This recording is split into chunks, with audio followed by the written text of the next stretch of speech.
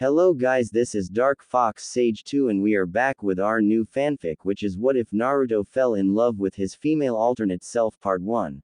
And if you enjoy this fanfic, then please press the like button and please subscribe to the channel. It motivates me to upload more fanfic like these for you all. Now let's start the fanfiction. The sound of thunder was heard, followed closely by a flash of light. It presented a devastated landscape to anyone looking. It wasn't long before the sound of rain invaded that grim landscape. Where the statues of the once leaders of both Uchiha and Senju clan stood, there was nothing more than a pile of rubble. Upon closer inspection of the battlefield, two figures could be seen, one resting next to said pile of rubble and another floating in the lake looking at the sky. Why, Naruto? Why can't I defeat you? It's not fair. I have trained all my life and this is the result. Can't even best the dead last. How do you do it, Naruto? How can you keep up with me after all this time? What gives you all that power? Must be the fox, finished the figure in the lake with a sigh. The figure resting next to the rubble looked up to meet the floating body of his opponent and once best friend. His clothes were wet and a small shiver run through his back. It's not the fox, it's our bond, Sasuke. Seeing you always ahead of me drove me to push past my limits, but that doesn't matter anymore. We are both going to die here. The blonde's lips turned into a sad smile. It's not fair. I will live and you will die here, Naruto. You keep telling yourself that. The blonde closed his eyes and started talking once more. You know, Sasuke, it's funny when you think about it.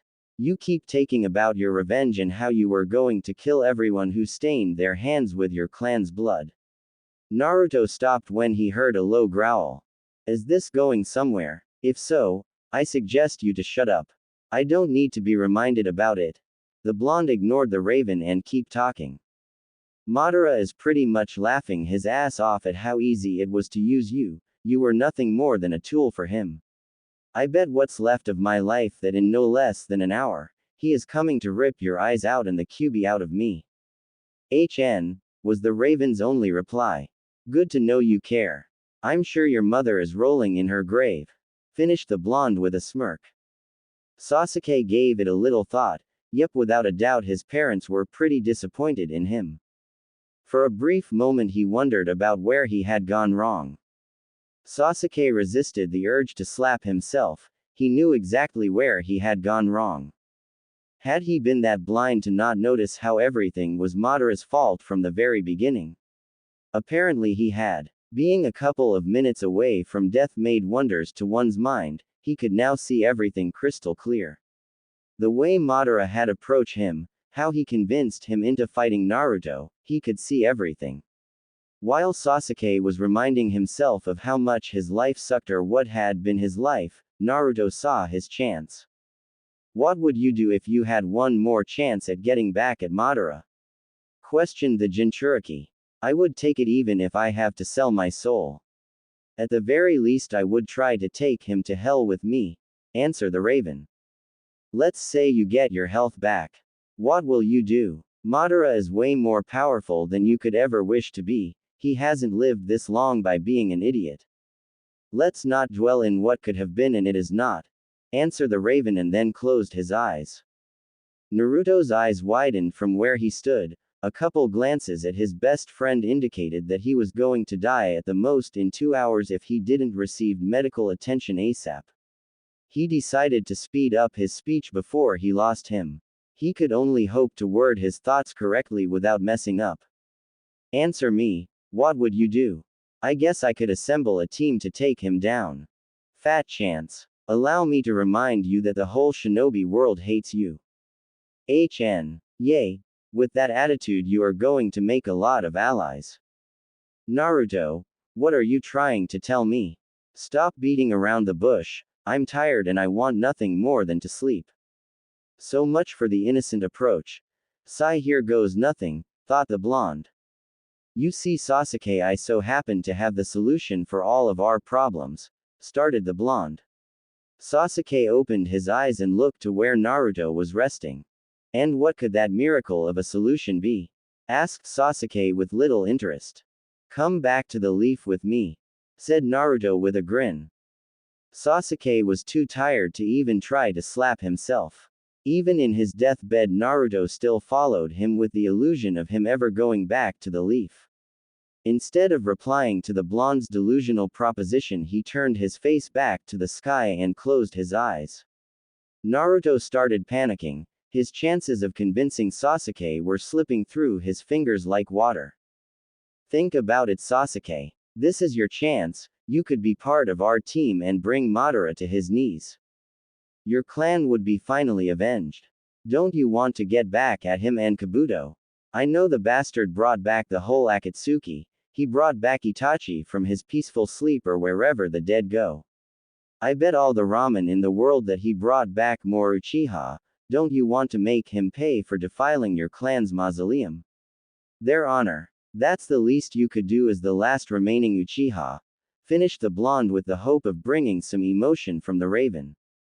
A feeling of rage took over Sasuke. He knew for a fact that Kabuto could bring the dead back, but he never thought that he would go as far as reviving more Uchiha. The sole act of bringing Itachi back from the dead guaranteed Kabuto a painful and slow death. Another thought quickly invaded Sasuke's mind. What if he brought back his parents? The idea of seeing his parents as nothing more than puppets in Kabuto's hands enraged him beyond relief. He would be damned before he let that happen. He thought about Naruto's offer a little bit. It was tempting, but his pride and bitterness wouldn't allow him to accept. You have nothing to lose, Sasuke. As far as I know, your revenge consisted of killing the village elders and Itachi. You got Danzo, Itachi, and we could sort something out with Homura and Kaharu, finished the blonde. Are you offering me those too? What happened to your policy about revenge? I'm not going to lie to you, I'm against such behavior, but Tsunade Ba-chan has been suspecting of them feeding information to Madara for quite some time now. She just needs one more proof and they will be goners. They will be executed anyways. It's a win-win for you. I don't see how it benefits me. Would you rather let them be executed for treason, or would you rather kill them and complete your revenge against the old Konoha?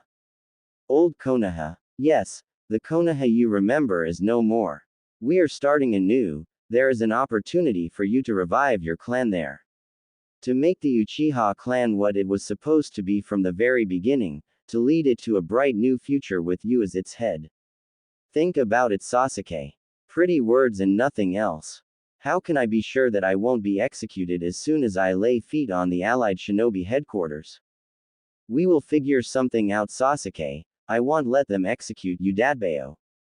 What do you say? This is your last chance. Naruto held his breath. This was it. Sasuke thought about all of what the blonde had told him. He could kill a lot of birds with one shot. After a couple more minutes, the raven looked to where the blonde was resting. You still there, Naruto? The blonde in question gave a nod. You have a deal, Dobi, but it's too late. I can't feel my legs or arms. Naruto looked to where Sasuke was floating. He let all of the air he has holding and inhaled the sweet air his lungs were begging for. He slowly got up and made his way to where Sasuke was. He dragged him out of the water. How can you still move, Dobi? Questioned the raven. He could swear Naruto was in his last moments just like him. Remember my somewhat of a regeneration skill.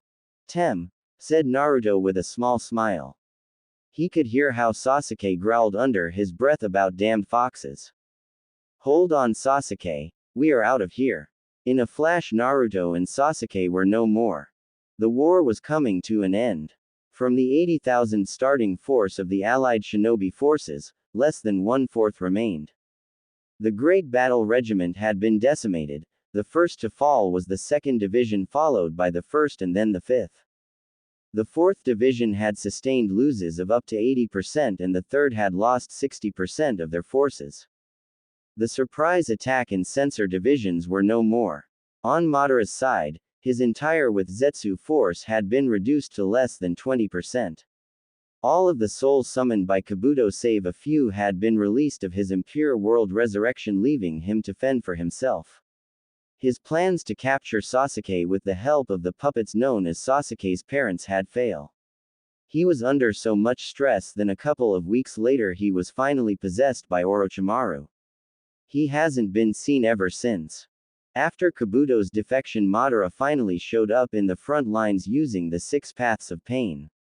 While his other 6 bodies lay waste of the battlefield, he infiltrated the allied shinobi encampment and kidnapped Kurabi. By the time Naruto, Sasuke and the shinobi defeated the paths of pain, it was too late. Madara had finally the Hachibi. On the last week of spring, the remaining shinobi forces launched an all-out attack on Madara's hideout. While the shinobi keep the with Zetsu busy, Naruto and Sasuke managed to infiltrate the main chamber where Madara was waiting for them. The battle between the last 2 Uchiha and the Kyuubi Jinchuriki was so epic that no amount of words could ever hope to describe it and therefore shall not be described. Congratulations on your victory, Naruto. I hope you feel great about bringing the world one step closer to destruction. I give it a couple more years before things go back to how they were, said Madara while a pool of blood slowly formed around his crippled form. No, things will never go back to how they were, I will make sure of it, said Naruto, who was sitting next to the unmoving form of Sasuke. Both of them had sustained critical wounds and were in need of immediate medical attention.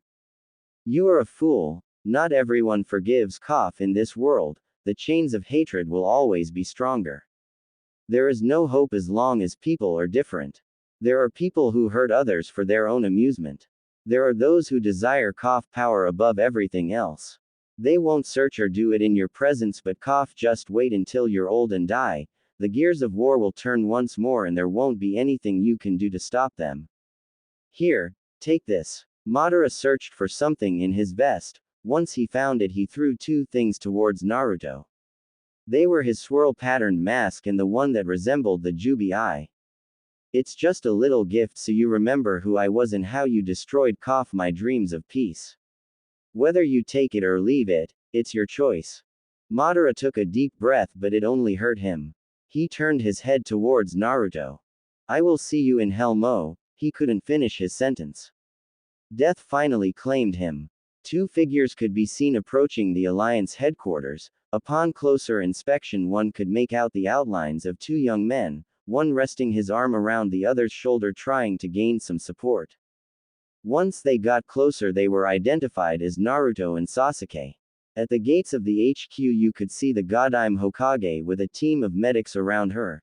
There were other people around as well, some of the surviving shinobi and some civilians. Lady Tsunade quickly made a beeline to where Naruto was standing, her personal team of medics following her closely. Just as they were a couple steps away from them, Naruto's legs collapsed and he went straight to the ground, taking the Uchiha with him. Naruto, are you alright? What the hell am I saying? Of course you aren't okay. Medics, bring him quickly to the hospital. Go, go, go. Tsunade stopped talking once she saw Naruto moving a bit. She quickly lowered herself in front of the wounded blonde. Naruto, hold on. We are taking you to the hospital right now. She was just turning around when she heard her fellow blonde talk. Ba-chan, don't worry about me. Help Sasuke first. He needs it more than I do. The blonde told her in a raspy voice. What? Can't you see the state you are in? You need immediate medical attention. It's a miracle you haven't died already by blood loss. After saying that, she quickly took the young blonde in her arms and started heading for the hospital. Ba-chan, just let me talk. I have the Kyuubi's chakra and it's trying to heal my injuries. I can last for a while longer, but Sasuke doesn't have anything besides his own natural healing. If he doesn't get some treatment first, he is going to die. I don't want him to die, not after all I went through to get him to come back. Please, Ba-chan, help. The blonde couldn't finish his sentence before dropping out cold. He could no longer fight the darkness that slowly took over him. Tsunade looked at the young man that lay motionless in her arms, who she considered as her own son. She looked to where the Uchiha was. He was out cold as well. With a sigh, she went over the situation. What Naruto had told her was true. He had the healing chakra of the Kyuubi and Sasuke had nothing. The idea of leaving the Uchiha there and help Naruto instead was really tempting, but Naruto wouldn't forgive her if the Uchiha died. With a long sigh, she ordered her medics to pick the Uchiha up and take him to the hospital. "You better not die on me, Naruto," was the last thing Tsunade said before heading to the hospital with an unconscious blonde in her arms. When Tsunade and the medics had finished bringing Sasuke out of the danger zone, Tsunade quickly headed to where Naruto was being kept. With another team of medics, she quickly began the operation on Naruto. A week later, both Naruto and Sasuke had regained their consciousness. His days in the hospital were boring. He couldn't move and couldn't do anything. This was killing him. He attempted to escape the hospital a couple of times just to be brought back by an angry Tsunade. Eventually he gave up. All of his friends had come to visit him: Kakashi, Iruka, Anko, Ayame and her father. Some of the people he knew before and after the war also came to wish him good health. Sai and all of the Konoha 10, well 11, since Sasuke was in a bed next to him looking like he had experienced better days. During his stance at the hospital he had been visited by Hinata the most, aside from Tsunade and Sakura, who would stop by and check how his injuries were healing. Hinata would tell him how things were going out in the HQ, how the reconstruction process was going in the Leaf and how everything seemed to be going back to the way it was before the war. On one of her visits she confessed her feeling for him once more. Naruto told her that he needed some time to think about it and that she would get his answer soon. With a new light of hope, Hinata left him to sort out his feelings. Something told her that he would accept sooner or later. She just need to be patient. After the war with Madara, things went back to normal. Well, as normal as it can be with half the village you grew up in being in ruins, with 8 of the 9 Biju running rampant around the whole continent and growing tensions with the other shinobi nations. During the following months, Naruto spent a great deal of time helping Sasuke reconstruct the Uchiha compound with the promise that he would get ramen for life if he did. Of course this was a lie, but he didn't need to know that. Sasuke is always attacking his weak spots. Most of the time that Naruto spend with Sasuke he keep pestering him to accept Sakura and settle once and for all. Sasuke just ignored him. Truth to be told, Sasuke wanted to see the world. He wanted to travel and meet different types of girls. He needed some variety. After all, Sasuke wasn't going to marry the first girl that told him that she loved him. It had been 1 month since Hinata had confessed her undying love for him. Naruto had finally sorted out his feelings for the Hyuga heiress. He knew that he didn't had a chance with Sakura as she kept following Sasuke like a lost puppy. Deep down Naruto knew that Sasuke was just playing hard to get and that in the end he would marry Sakura. Naruto decided to go find Hinata, but knowing his luck he wouldn't get his hopes too high. He decided to go to the Hyuga state and see if he could find her there. Hinata had waited for Naruto, but she was starting to get anxious and doubtful. What if he had forgotten again? Was he just playing with her? She didn't know what to think anymore.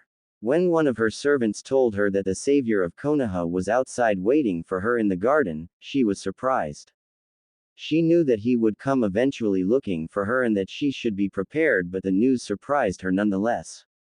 The servant, looking at Hinata gaping for air like a fish, told her to go outside and meet him. It was rude to make people wait. Besides, if she and him were meant to be together, things would fall in place and at the end of the day she and Naruto would be a couple. Naruto didn't had to wait long before he saw Hinata coming out of the main house to greet him in the garden. Naruto, being as blunt as he was, decided to go right to the point. He asked Hinata if she wanted to go out sometime, maybe eat some ramen, go swimming, watch a movie, go shopping if she wanted to, hell even a walk in the park sound nice. Hinata's face was red. Here she was looking at the love of her life asking her if she wanted to go out and she couldn't say anything remotely useful. After waiting for a couple of minutes without receiving any kind of response, he decided to go. He apologized for wasting her time and that he understood that she didn't like him anymore. He was about to cross the state's gates when a pair of porcelain-like hands stopped him. He turned around and saw a smiling Hinata. She told him that she would love going out with him sometime. A week after, Naruto and Hinata were a couple. Life for young 18-year-old Uzumaki Naruto couldn't get better even if he wished for it. He had brought Sasuke back. Most of the village and shinobi world respected him. He had a great girlfriend who cared deeply for him, tons of friends, and his dream of becoming the Rokudaime Hokage was closer than ever. Naruto had mastered the Flying Thunder God technique, most of the jutsu his father, the Yondaime Hokage, had left him, and some of the jutsu his mother had left him as well.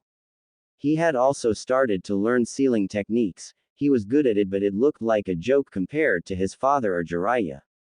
One of his greatest accomplishments was controlling the Kyuubi's chakra, much to the beast's displeasure, but he still couldn't enter full Biju mode, much to the Kyuubi's relief. Every time Naruto tried to enter it, he ended up as a small cartoonish looking fox. For the Kyuubi, nothing could be more amusing than to see how Naruto keep failing. If things got really ugly, Naruto could transform into his sixth tail state without losing all reason. Anything above that was not a pretty sight. His life looked brighter than it ever did. Naruto, the savior of Konoha and the shinobi world, the Kyuubi Jinchuriki, and at the moment the most powerful shinobi in the whole 5 elemental nations, was bored out of his mind. An empty cup of ramen lay in a small table next to him. He was laying on his favorite couch in the former Yondaime's house, which now by all rights and means was his. He remembered the battle with Sasuke at the Valley of the End. That battle had been the last attempt he would have made to bring him back, in one of the few times he had ever been so close to death. If that had failed, he would have given up on him. After all, there was so much he could do. It took a near-death situation to finally convince him to come back. Naruto told no one in particular. I have to stop thinking about all of that. In the end, everything worked as it was supposed to. The blonde kept talking to himself. I have to do something. If this keeps up, I'll end up dead.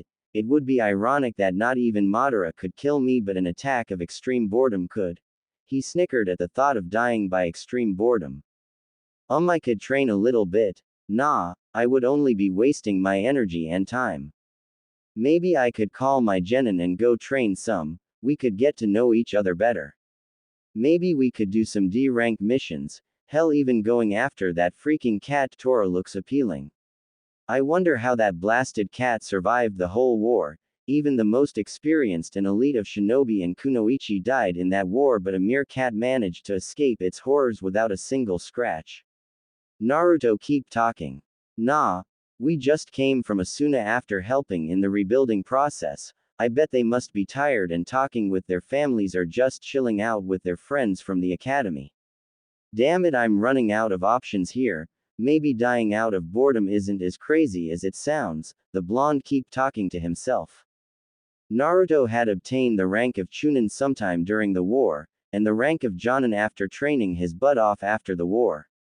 Most of the villages had lost a considerable amount of Chunin and Jonin, so it was necessary to give promotions and the like. I know what to do. I'll challenge Sasuke to a fight. He's the only one who can give me a challenge. His head then turned to one of the walls. There in a thin glass container were Madara's orange swirl-patterned mask and the white one as well. Well, besides him, but Madara is dead now. I wonder why I took both masks. Well, one it's orange and has that swirl pattern, and the other. I don't know why. I can't just go back and tell him I don't want the masks anymore. Whatever, they are mine now. I'll see what use I can give them some time in the future. The blonde got up from his spot on the couch and decided to get going. He would go and challenge Sasuke to a fight.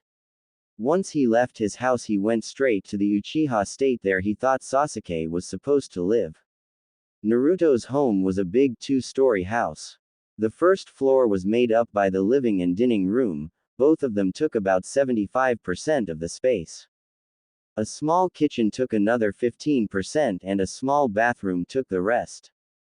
The living room had enough couches and chairs to sit about 12 people, the dining room had space to sit 10 people, and the kitchen had everything that was necessary to feed up to 6 people. The second floor consisted of a master bedroom, 3 guest rooms, a large bathroom and a small study room which had scrolls and books.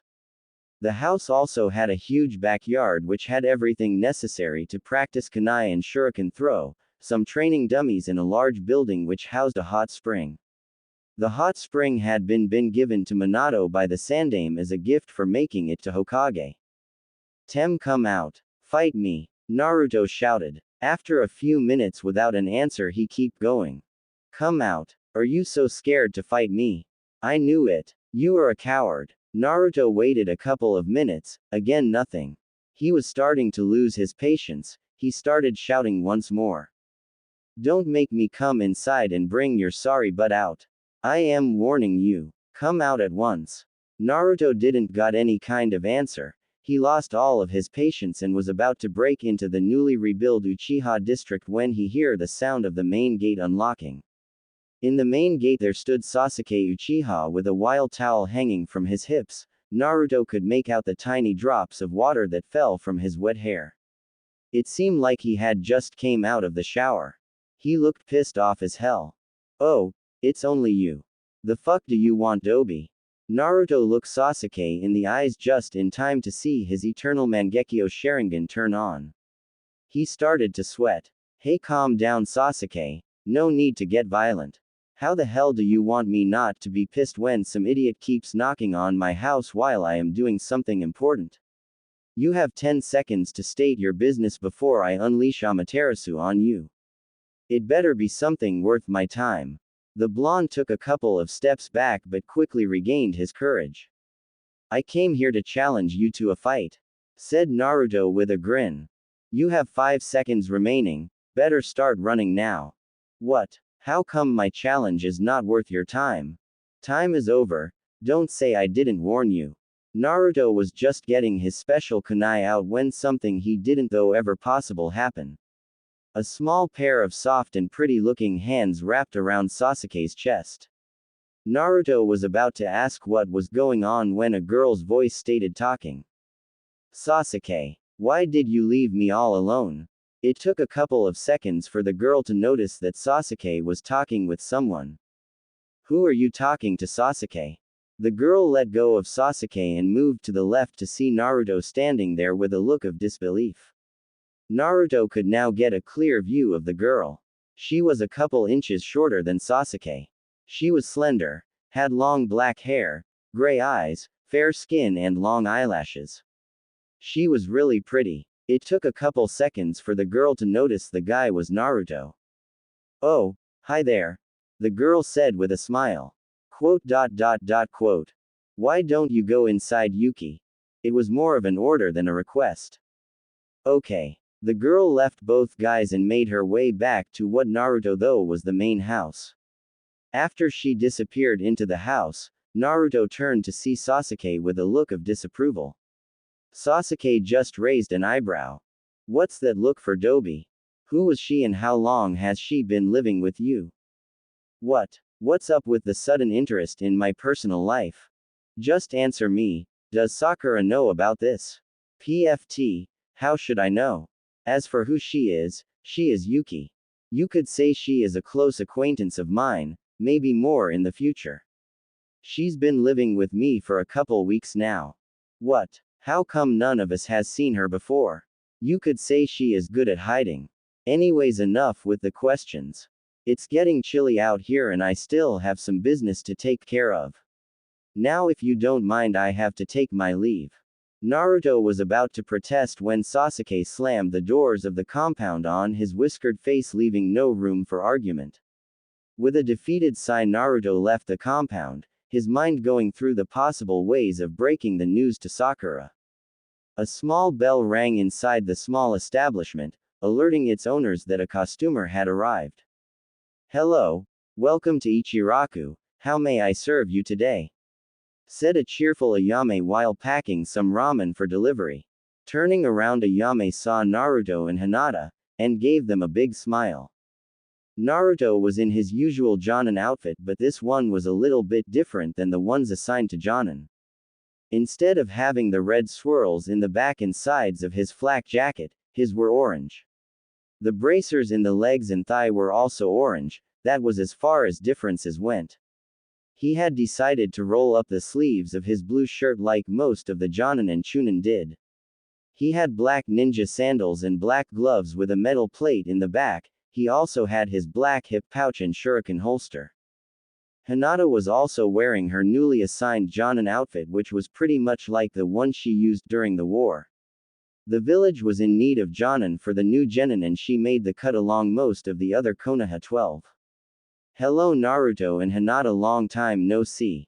Hiya Yame ne-chan, it's good to be back. Hiya Yame-san. After the small greetings, Ayame went into her business mode. What would you like to order? Naruto and Hinata gave their order to Ayame, who promptly left to make the ramen. Hinata turned around to face Naruto. He had just invited her for ramen to talk about stuff. Maybe this time he would ask her to marry him. One could always dream, she thought. Naruto was looking at her while she was daydreaming and couldn't help but to wonder about what was she thinking about. He decided to break the silence. So, how you been, Hinata? I can see you made it to Jonin, said Naruto with a smile. Hinata couldn't help but to be mesmerized by his smile. It completely made her day a whole lot better. Breaking out of her small trance, she told him how Neji had encouraged her to try taking the Jonin exam. She had been one of the top 3. Ayame served them their ramen and went back to work on a delivery. What about you, Naruto-kun? How are Gaara-san and his brothers? They are doing pretty good despite the fact that their whole village was blown up sky high. It makes me angry that that bastard of Kabuto sent that Deidara guy to boom it. At least most of the villagers were lead to safety. Has anyone found about his whereabouts? Nope. He just disappeared from the face of Earth. We need to be on high alert. He's not someone to ignore. Yay. After a small chat, Hinata finished her ramen and left. She told Naruto that she was leaving for a week-long mission to Kiri. Now Naruto didn't had anything to do. His girlfriend was gone for a week and his best friend was busy with some random girl. He let out a sigh and decided to go talk with Tsunade. Maybe she could assign him a mission or something. Once he reached his destination, he went straight to the Hokage's office. On the way he was greeted by his fellow shinobi and Kunoichi. Once he was in front of the office, he kicked the doors open and went in. Ba-chan, I need your help. I'm bored to death and I need a mission.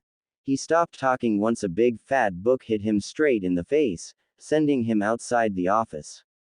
The book was chakra powered. After he woke up from his little nap, he headed straight back to the office. Ah, that hurt like hell. Why did you do that, Ba-chan? Said Naruto while rubbing his face, trying to lessen the pain he was feeling. His answer came in the form of an even bigger book. The poor fool just went out the office once more. Tsunade to Naruto 0. This time it took a little bit longer for him to recover. Once he came back to his senses, he went back once more into the office. Okay, I give up. Just don't throw any more books. They hurt, and they hurt a lot, said Naruto while waving a small white flag in front of him. I hope you learned your lesson, said Tsunade. Now Naruto took a glance around the office. Everything looked normal, except for the missing Shizune and the seemingly never-ending pile of papers that were resting in front of Tsunade. Naruto flinched a little. This was easily the biggest pile of paperwork he had ever seen. The paperwork was everywhere, the desk had no more space, and a couple of piles were resting in the floor waiting for Tsunade to sign them. No wonder Tsunade was in a bad mood, thought Naruto. Wow, how long have you been skipping your Hokage duties, Ba-chan? Where is Shizune ne-chan anyways? Naruto looked around the room and picked a piece of paper. While this one was supposed to be returned with your signature 2 weeks ago, he put the paper down. I know, you don't need to remind me, all of this paperwork is the result of the war, and the reconstruction of the village after Pain's attack. Even though the war ended a while back, all of this paperwork represents the cost, the deaths and other stuff. A little over the half of the paperwork are just requests to send money to repair the academy, training grounds, the hot spring. You get the idea, said a tired-looking Tsunade.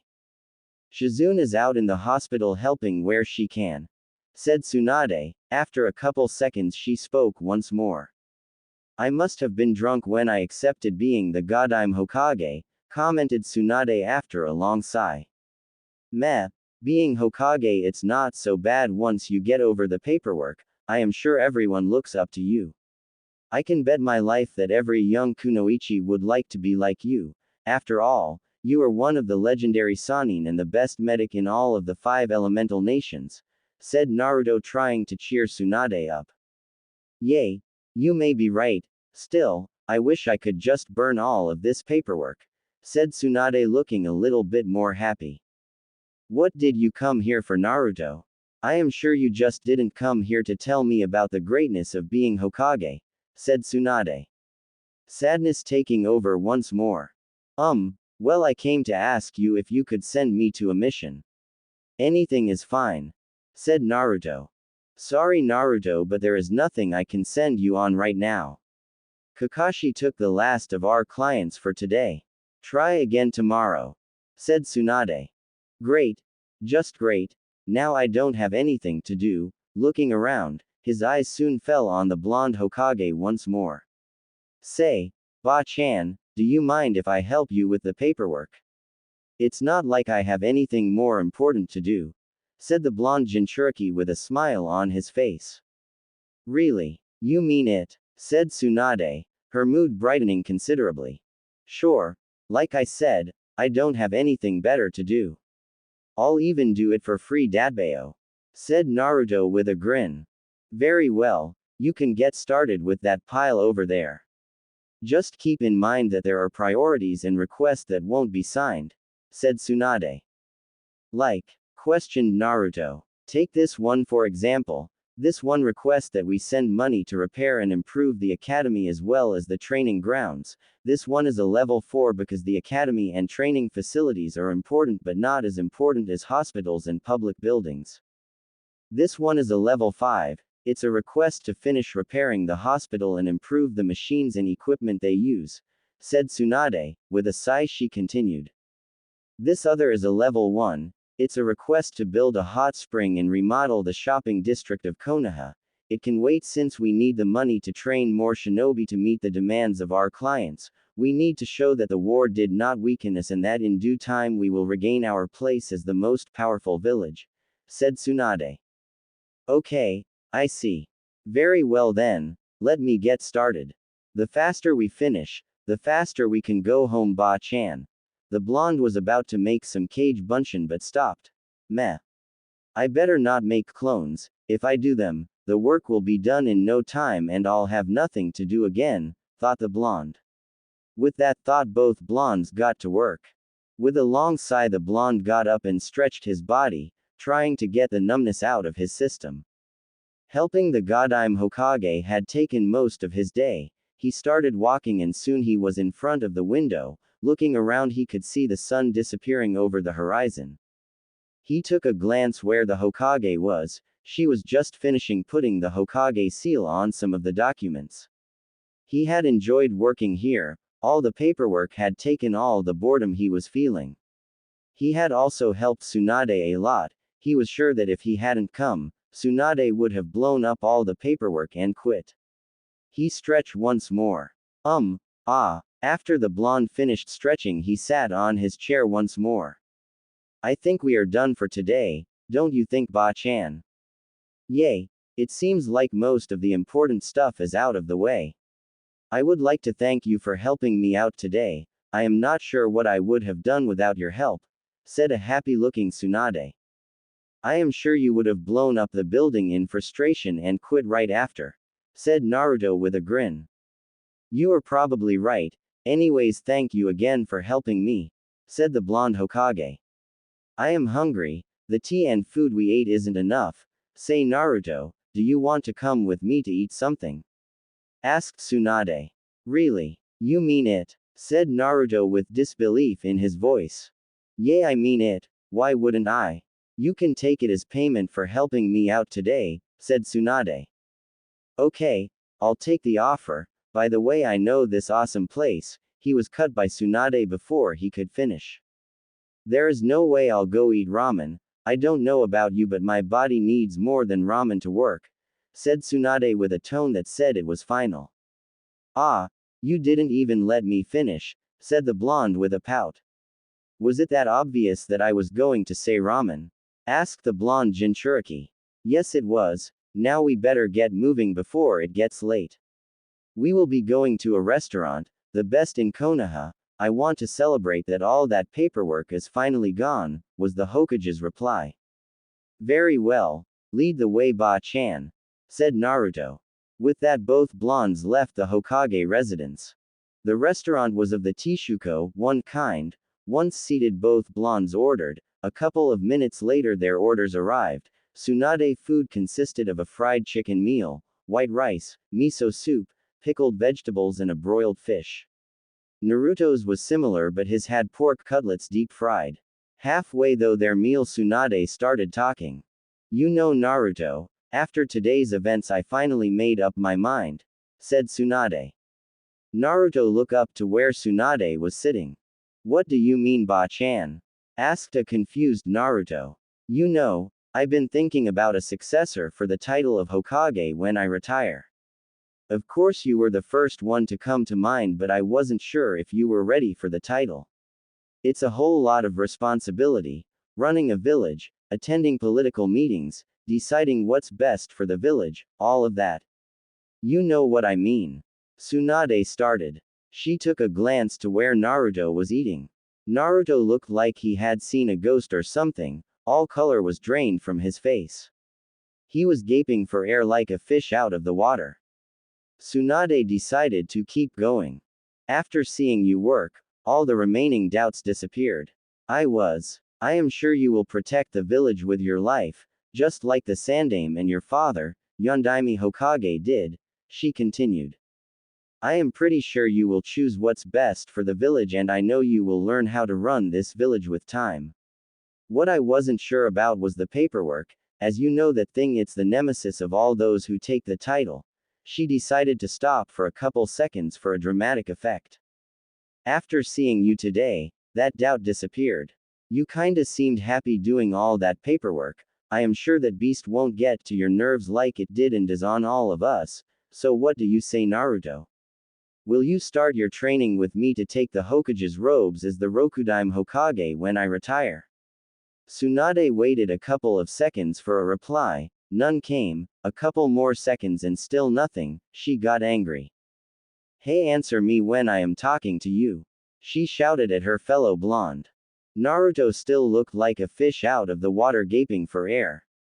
His mind was set to overdrive. He couldn't believe what Tsunade was telling him. Here she was asking him to take his place in the village's history as the Rokudaime Hokage once Tsunade decided to step down. Did he heard her well? Maybe she had asked him other thing and here he was fantasizing about becoming Hokage. No, that couldn't be right. He was absolutely sure about what he had heard. He wanted to scream, he wanted to jump, hell, he even wanted to cry. He wanted to do a lot of things, but he couldn't. Here he was looking like a stupid fish gaping for air. He knew that Tsunade was getting angry for his lack of response. He had to answer now. If he didn't, Tsunade would probably take her offer away and give it to someone else. Ba-chan, are you say serious? If this is a joke, I swear that I won't forgive you anytime soon, said Naruto. Does it look like I am joking? This is serious business, Naruto. Now answer me, will you start your training to become the Rokudaime Hokage? Said Tsunade with a serious look on her face. Of course I will. I would have to be mental to not accept. Where do I sign? Datbeo, shouted Naruto. He was about to start yelling again only to be stopped by a punch on the head by an angry Tsunade. Several heads were now turning to where the blonde pair was sitting, wondering what did the Godaime Hokage said that got their savior all pumped up and happy. Quiet, Naruto. I don't want to catch everyone's attention. Now calm down. We will begin your training next week. Now finish eating your food. With that, both blondes finished eating their food and went their separate ways. Naruto was currently sitting on the roof of his home. He was way too excited to even try to sleep. He couldn't believe his luck, his life was perfect. First he brought Sasuke back, he had defeated Madara, he had a great girlfriend, the village he grew up loved him, and above everything else he was appointed to be Hokage once Tsunade decided to step down. His life couldn't be better even if he wished for it. Looking up to the sky he saw a pair of shooting stars, an idea formed in his head. They say if you see a shooting star any wish you have will come true, what could I wish for? I don't have anything I could wish for. Still a wish is a wish, he thought for a moment. Still nothing. Damn it, if I keep thinking too hard the shooting stars will go away. I could wish for money. Nope, I make a lot if it with my job as a jonin. Long life. Nope, I don't want to end up like Madara. Bring my parents back. PFT, I think that is even a little too much for a wish. Damn, I didn't think coming up with a wish was this hard. Whatever, I am too old to believe in this. Naruto was about to turn around when an idea came to his mind. Come to think about it, I always wished to have a better childhood. It may be true that some of my precious people were there to help me during that time, but it could have been better. I don't think a simple wish can change the past, but I have nothing better to wish for. Closing his eyes, Naruto wished to have had a better childhood. After that he decided to get some rest. After all, tomorrow he needed to train some and if possible get some missions done with his genin. With that last thought he went to sleep. Uzumaki Kushina could only watch in horror as the Kyuubi closed its hand around the motionless body of who was known as the most powerful shinobi at the time. The body belonged to no one but the Yondaime Hokage. TCH, so much for being the most powerful shinobi around, can't even fend against a simple genjutsu of mine. The Kyuubi then turned its attention to Kushina, who was frozen on the spot. Release me, Kushina, and I might feel generous enough to leave your precious Yondaime live. Should you say no, I'll squeeze the life out of this worthless human. You have 10 seconds. What will you do once I release you? She tried to keep a strong facade, but the Kyuubi saw right through it. Chuckle, I'll level that damned place you call home. I'll level Konoha to the ground. What waits more for you? The Yondaime's life or Konoha? Your time is running out. Kushina thought about it. Kushina loved Minato with all her heart and would not hesitate to offer all of Konoha in exchange for his life, but knowing Minato as she knew him, he would be downright angry at her. They both knew what was life for those who didn't had a country to call home. A pair of tears rolled down her cheeks as she decided to honor Minato. She would seal the Kyuubi within her and end this nightmare. Sensing the determination in Kushina's heart, the Kyuubi decided to put some pressure on her. The demon started squeezing the Yondaime until the sound of bones cracking was heard. Kushina snapped out of her thoughts after hearing the sick sound, and in retaliation she started wrapping her chains tighter around the Kyuubi's monstrous frame. She didn't had much chakra left, she started doing hand signs. The Kyuubi recognized those signs. They were the same the Shadaime's wife, Mito, had used to trap it the first time. Anger boiled inside it. You are an idiot if you think you will seal me inside you again. For daring to challenge me, not only will this human suffer, but this one will have the most painful death I can give. In that instant, one of the Kyuubi's tails that had been loosely bound by Kushina's chakra chains raised above the treetops. It was wrapped around a tiny frame that was squirting, trying to free itself as if sensing its incoming doom. The tail unwrapped itself from the small frame so Kushina could get a better view of its prisoner. It was her little baby. The moment she laid eyes on her little baby, the baby started crying as if hoping that her parents would come and protect her. Stop. Please don't harm my baby. I will do anything you ask me to do, just don't hurt her. Kushina pleaded. Konoha be damned, her baby was the most important thing for her in the whole world. That's more like it. Release me at once. Don't try anything funny, you know what will happen if you do. Yes. As you wish, just give her to me. In that moment Kushina let go of the Kyuubi, her chains unwrapped from the beast's frame, and as they had came they were gone. The Kyuubi got on its feet and let out a massive howl. Its tails moving freely once more. The Kyuubi brought its paw to its face and let out a growl. In its paw rested the semi-crippled form of the Yondaime. The Kyuubi opted to throw the body to the side. With the Yondaime out cold, the barrier collapsed and the Kyuubi was free once more to roam and lay waste of the land as it once had so many years ago. Here, take it. The Kyuubi threw the little baby in Kushina's direction. She caught her little baby and wrapped her arms around the baby's tiny frame. The Kyuubi paid no attention to Kushina and her baby. It headed once more to Konoha. This time there was no one who could oppose it. Minato woke up with a painful groan. He tried to remember what had happened. One moment he was making the necessary hand seals to summon the Shinigami and the next he was laying on his back with his body hurting all over. After taking a quick glance at his body he could see some ugly bruises and could feel broken bones. Damn it! What happened? Where is the fox? Kushina, my daughter. He was brought back from his thoughts when he heard the sound of a snapping twig. He got his kunai ready only to put it away when he saw the face of his wife. Kushina. Minato, thank goodness you are still alive. Kushina moved next to Minato and hugged him like her life depended on it. He winced a little and then noticed the small bundle in her arms. He saw it make a small move. It didn't take a genius to know what that was. Thank God you and our daughter are safe.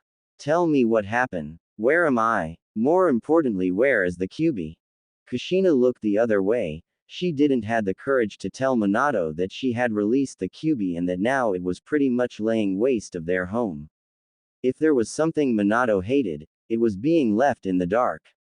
He needed to know what was going on. Kushina, tell me what happened now.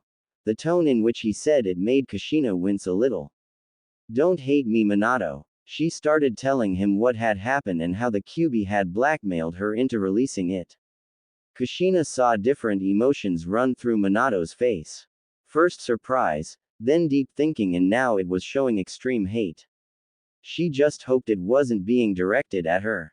That fucking fox, I would have never thought it would stop so low. Still, I won't let it destroy my home. What are we going to do, Minato? We stick to the original plan, you know it's the only way. Minato. By the time Minato and Kushina had reached the gates of Konoha, the Kyuubi had destroyed almost everything. Half of the Hokage monument had been blown up to bits, the Hokage mansion was in complete ruins, what little of the Konoha hospital had been left after the first attack was now completely gone, the surrounding forest was set on fire and was now illuminating the ruins of the once proud village of the Leaf. What stood the most was the giant fox sitting in what had once been the middle of the village. It just stood there taking the multiple jutsu that were thrown its way. Yondaime-sama. Minato and Kushina turned to the side to see an Anbu limping his way towards them. His mask resembled an owl. Once he got close enough he fell on his knees and took deep breaths. Owl, tell me what's the situation. Yondaime-sama, after you first left with the Kyuubi, we were taking all of the injured to the hospital by order of the Sandaime. Then out of nowhere it appeared once more and attacked the hospital, blowing it up sky high. The few ones of us who survived the first time attempted to attack it only to be killed or eaten on the spot. Owl took another deep breath. My captain sacrificed her life to push me out of the way when the Kyuubi decided to eat me. I tried to avenge her death but it was futile, the Kyuubi swatted me to the side. The Kyuubi kept going on its killing spree, blowing up everything it set its eyes on until it finally decided to use one of those monstrous chakra blasts you had deflected earlier.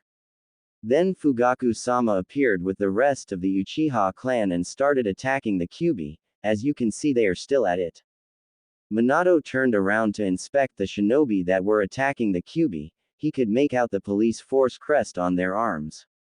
Minato then started looking around for Fugaku. He saw him kneeling and panting in front of the Kyuubi. He wasted no time to go to his side. Fugaku. The Uchiha didn't turn around but waved his hand a little to acknowledge his presence. Minato put his wife down and moved closer to the Uchiha.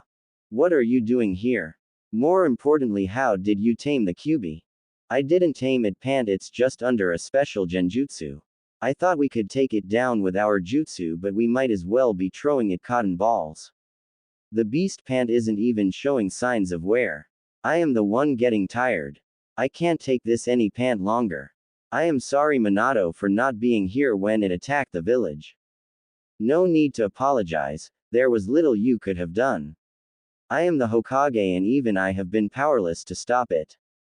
Then, is this the end for all of us? No, we came up with a plan to stop it. We are go. Save your explanation and put it to work, I'm almost out of chakra. Minato just gave him a nod and turned to his wife, tears rolling down her face. This was it, time to do the ultimate sacrifice for his family and village. He started doing hand signs and in no time the spectral form of the Shinigami appeared before him. Fugaku couldn't hold any more and fainted due to chakra exhaustion. The QB blinked a couple of times unsure of what was going on. It wasn't until its eyes landed on the form of Fugaku that it remembered what had happened. Anger boiled inside it once more when it saw the Yondaime and his family, and with the help of its demon eyes it could see the Shinigami behind them. So you are still alive, and you brought a friend. Its answer came in the form of long arm with prayer beads wrapped around the hand. The QB jumped to the side avoiding the creepy hand. The hand just turned around and drove straight to the QB once more.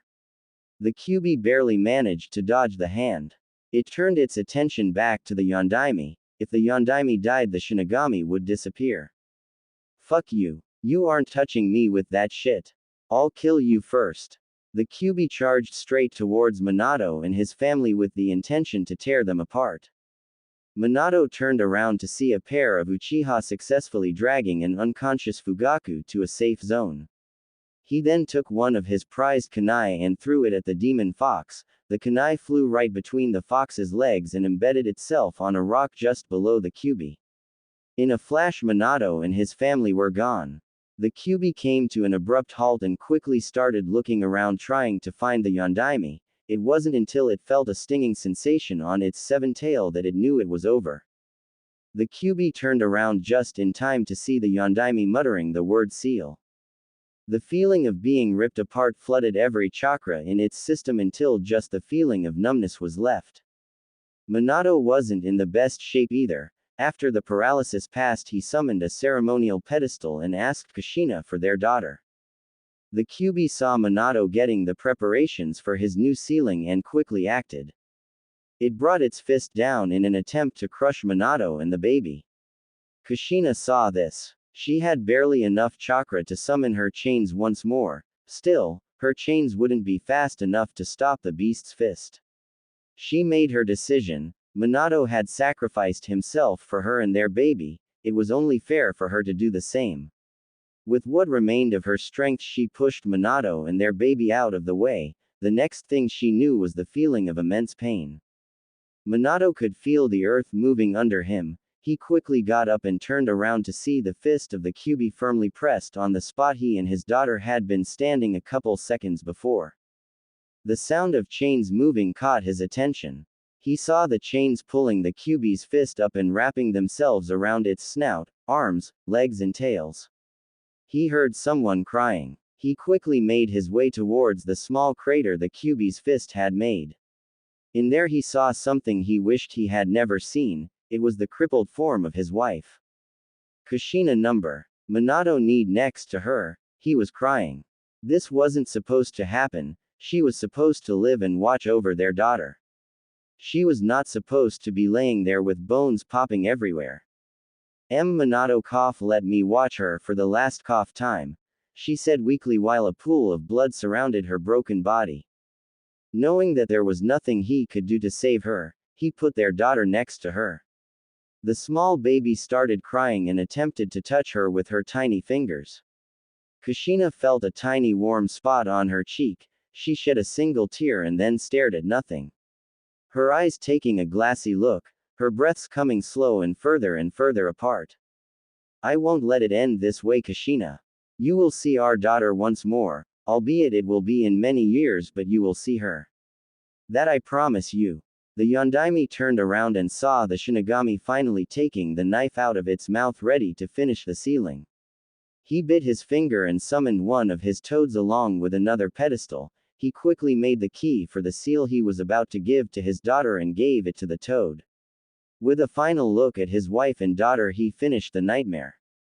Hake Fuin. Young 3-year-old Uzumaki Naruko was currently sleeping in her bed, which was made up by old newspaper and dirty old clothing.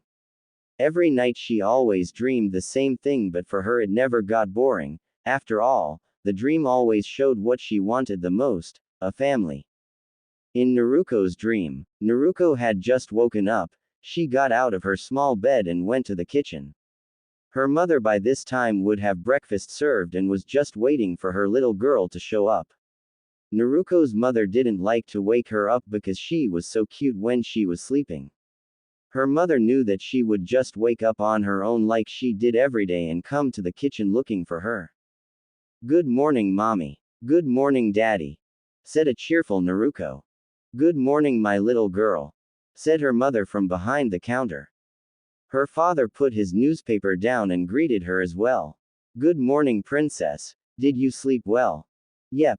I had one of the best dreams," answered the little girl, a little too excited. Naruko's mother came from the kitchen and put the breakfast on the table, which consisted of some steamed rice, miso soup, natto, nori and broiled fish. Both her parents got green tea to drink while she got milk. "I can't wait to hear it, but that will have to wait. Let's eat breakfast first and then you can tell me all about your dream," said her mother. Naruko nodded her small head and dig into her food. Halfway her food she stopped and turned to her parents. "Mommy, Daddy, I was wondering if we could go to the park." "Please." Okay, but first finish your food," answered her father. "Yay, we are going to the park," said and exited Naruko. Her parents just exchanged smiles. Naruko was now standing in the middle of the park. She was playing with a bunch of kids her age. They had decided to play tag and then hide and seek. In the end, little Naruko had won both games. She was hungry and decided to look for her mother and father. She saw her mother talking with other women. They were sharing the most recent gossip. She turned her head and started searching for her father.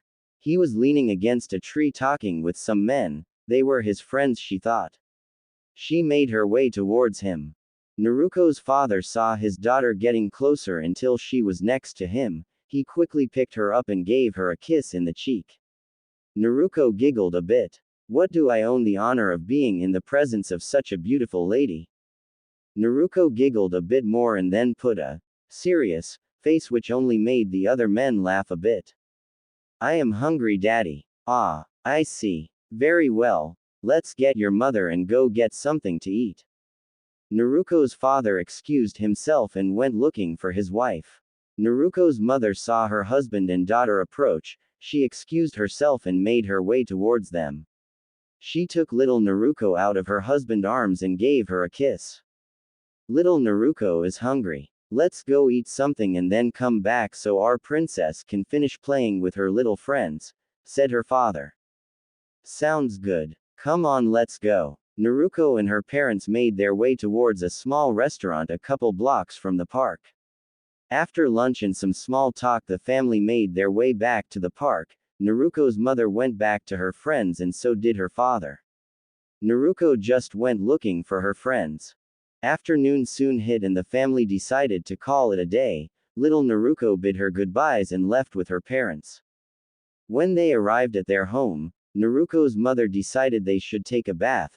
The little girl squealed and headed to the bathroom as fast as her short legs could carry her mother hot on her tail. Once they finished bathing, Naruko's mother decided to make some dinner. Naruko offered her help and soon both mother and daughter were in the kitchen. After they put the food on the table, Naruko saw her father reading a scroll. He had a frown on his face. "What is that, honey? I just got it. It seems I'll have to leave for a mission tonight. Does it say how long it will take? If everything goes according to plan, I should be back in a month." "That's an awful long time. What are you going to do?" "It doesn't say much. Some patrolling around the border with mist." "I see." Naruko didn't understand what they were talking about, but she did understand that her father was going to be away for a month. After they ate dinner, Naruko went to brush her teeth and came back to the living room to see her father off. Both mother and daughter saw him off at the door. He just waved and disappeared into the darkness. In the distance she could hear some bone-chilling laughter. Her father never came back. End of dream. The young blonde girl woke up with a start. Someone was poking her hard. She turned her head and saw the lady who ran the orphanage. A scowl could be seen on her face. Wake up, get dressed, take a shower and go to the lunchroom to get some breakfast. Then head out to the playground. It was more of an order than a request. Little Naruko did as she was told. After she got dressed up, she headed to the bathroom while rubbing her small eyes to get any sleep out of them. The water in the bathroom was at room temperature, not so cold neither hot, it was somewhere in the middle of cold and warm. After she took her small shower, she headed to the lunchroom. The lunchroom was somewhat large, it had enough space to sit around 30 to 50 kids. Naruko disliked coming here. She always got the feeling that something was always missing in her lunch, whether it was some fruit, a rice ball or something else. She could never confirm her suspiciousness since all kinds seemed to avoid her like the plague, resulting in her never knowing what others got that she was missing. With a small sigh she formed in line and waited her turn. After she got her food, she headed to the corner. There the other kinds would never mess with her. Having finished her small breakfast she went outside. She hated being in the playground. It was mostly because other kids would mess with her, call her names, pull her hair, make fun of her whisker-like marks and do other nasty things to her. She would complain to adults about the other kids, but most of the time she was just ignored or plainly told to fuck off. It wasn't long before she was kicked out of the orphanage. She was kicked out because she tried to defend herself from the other kids. She punched one of them in the face, making him cry. The lady who ran the orphanage took it as an opportunity to kick her out, alleging that she was just too violent to let her be near defenseless children. She would end up killing one of them if she didn't go. A year had passed since then. She had grown a couple of inches and her hair was a bit longer. Naruko was smart for her age. She had learned how to count and how to read a little by watching and listening to adults around her. Sometimes she would see adults playing with little kids. She would wonder where were the adults that were supposed to play with her.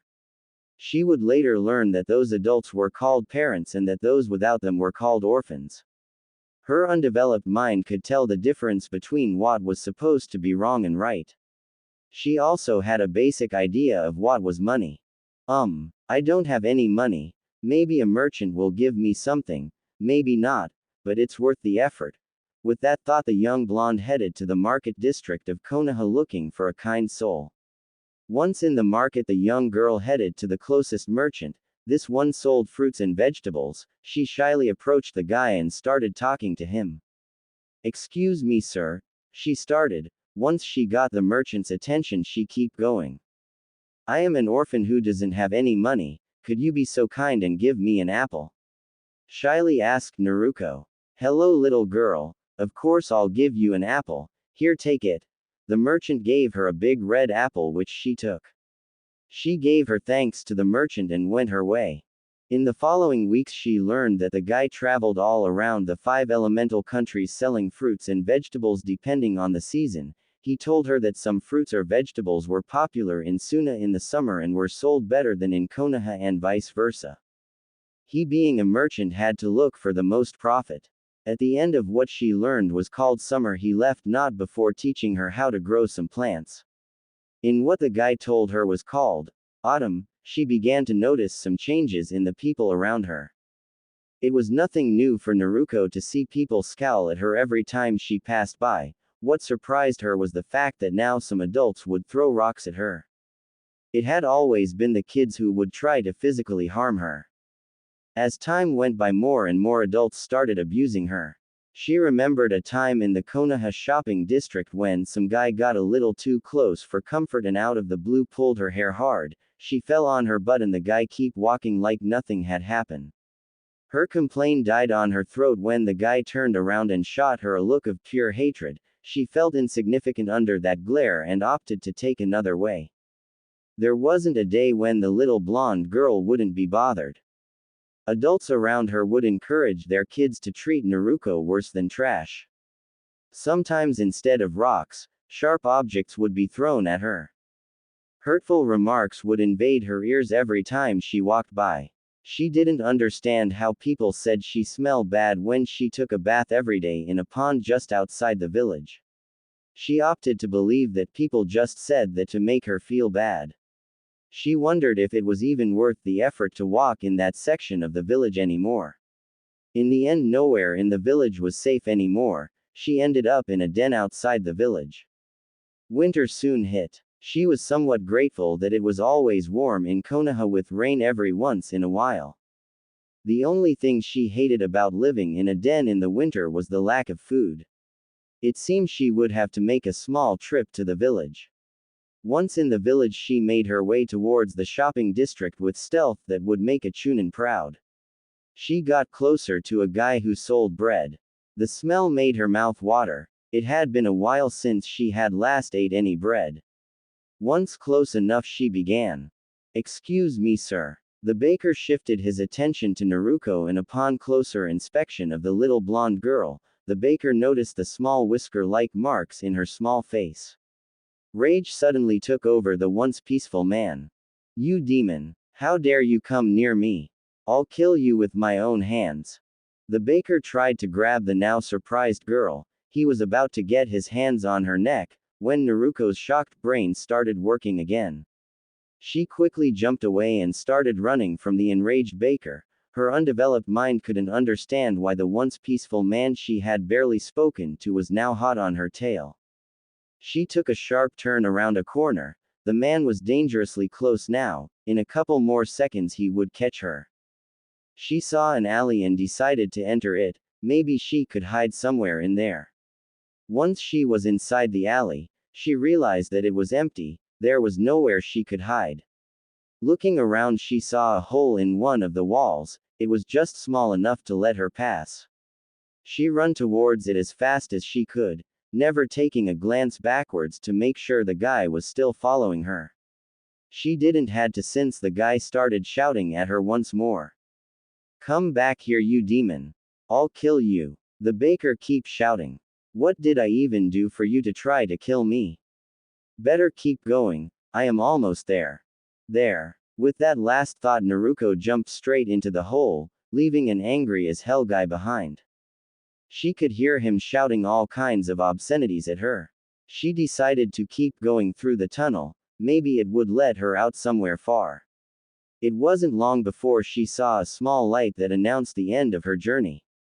Once she got out, she took a small glance at her surroundings. She was in another alley by the looks of it. Coming out of the alley, she could now see that she was in the residential area of Konoha. "I didn't think there was a tunnel that connected both areas. I should remember where it is. It could be useful if someone else decides to run after me," said Naruko to no one in particular. She memorized where both ends were and then decided to go back to her den. Maybe she would have better luck at trying to fish. Things went downhill from that day onwards. It didn't matter how happy people seemed to be. Once they spotted Naruko, they would suddenly enter rage mode and run after her. On top of that, news of Shusuke, the fruit dealer, had made their way to her ears. He had been killed with a group of other merchants on one of their trips from Iwa to Suna. Apparently they were ambushed by a group of Nuke Nin. She mourned his death for a week. Most of the times she was chased around the village by an angry mob. She would somehow manage to escape without a scratch. Unfortunately for her, today was not one of those times. Gotta keep running. Holy crap, I can almost feel them hovering above me. One more block and I'll be safe. Come on, almost there. During the time she had spent exploring the village, she had found different secret passages and shortcuts. Many of them had saved her from immense pain. She saw one of said passages in the form of a hole and jumped straight into it. Her feeling of victory didn't last long. A hand grabbed her by the ankle and started pulling her out. Naruko screamed and tried to kick the hand with her other leg, but soon her other leg was also caught by another hand. She tried to hold into something, but it was futile since she didn't have the strength to best a fully grown man, let alone two. Once out, she could see a small enraged mob waiting for her. "Look what I did just catch. It seems it's my lucky day," one of them exclaimed with malice in his voice. "Well, if it isn't the demon fox, I think we should teach it a lesson," one of them shouted. "Yay! Kill it! Let's finish what Yondaime-sama started." Several people were screaming for the dead of the Kyuubi. From there it got really ugly for Naruko. It started with name-calling varying from demon to hell spawn, followed by degradation and humiliation. It promptly escalated into striking, hard kicking, shoving, slapping, bruising, pulling ears and hair, choking, overall torture. Between the rain of blows and kicks, Naruko saw someone pull a kunai out. So, is this the end? She thought before passing out. The mob stopped its aggression 2 hours later, content with the unspeakable things they had done to her. They had a sick sense of accomplishment when they saw that her small body wasn't moving anymore, not even a twitch. Happy with their work, they decided to go back to do what they were doing before. They had decided to go on a demon hunting trip. It was true that they had abused Naruko before, but it had never left her this bad. They had given the word, beating, a whole new and brutal meaning. There she stood all beaten and bloody for a couple hours. It wasn't until an Anbu who was patrolling around the village found her. He was shocked and disgusted at first. How could someone brutalize a poor and defenseless child? He wondered. Coming out of his thoughts, he dropped next to the girl. He stretched his hand carefully towards her. He feared that maybe touching her would harm her even more. His fingers landed on her neck, trying to find a pulse or something that would tell him that she was alive. Sensing a weak pulse, he quickly put his fears away and picked her up. He speeded towards the Konoha hospital. Once there, he gave her to the Hokage's personal team. Sarutobi Hiruzen had just bested his nemesis, paperwork. The old Hokage got up and let out a long sigh. He stretched a bit to disperse the feeling of numbness and took a seat once more. His hand searched around the bottom drawer until it felt a button. Once he found it, he pressed it.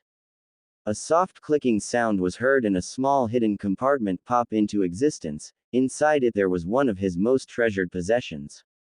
He took it out. An extremely rare limited edition of Ika Ika Heavensu shined in the light. Hiruzen was grateful that his student had decided to give him a copy. After all, there were only 10 copies in existence, and in Hiruzen's opinion, it was a masterpiece. He was about to treat himself to happiness when he felt the presence of an Anbu ninja land in front of him. With a defeated sigh, he put the book away. "What is it?" the old Hokage asked, annoyed to no end he had been bothered. Hiruzen turned his head up to meet the Anbu. Alarm bells went off in his mind when he saw the drying blood on the Anbu's vest. His lazy demeanor quickly changing into alarm mode. It wasn't every day one of his Anbus was attacked and wounded. "What happened? Who attacked you, Tanuki?" asked Hiruzen to the Anbu with a raccoon mask. "This blood isn't mine, Lord Hokage. While I was on one of my usual patrols around the village, I spotted a young girl. It seemed like she had been beaten to an extreme. I quickly picked her up and went to the hospital. I came here to report to you, sir," said the Anbu while kneeling in front of the Hokage and bowing his head in respect. "Any idea on who she may be?" asked the Sandame. "Sir, by the looks of it, the girl is Uzumaki Naruko." The Anbu quickly prepared himself for the tempest that was about to come. He knew that Hiruzen was quite attached to the young Kyuubi Jinchuriki. "Excuse me, I think I didn't hear you quite well. Could you repeat that?" said the Sandame with a tone of incredulity. "Sir, the girl I found was Uzumaki Naruko.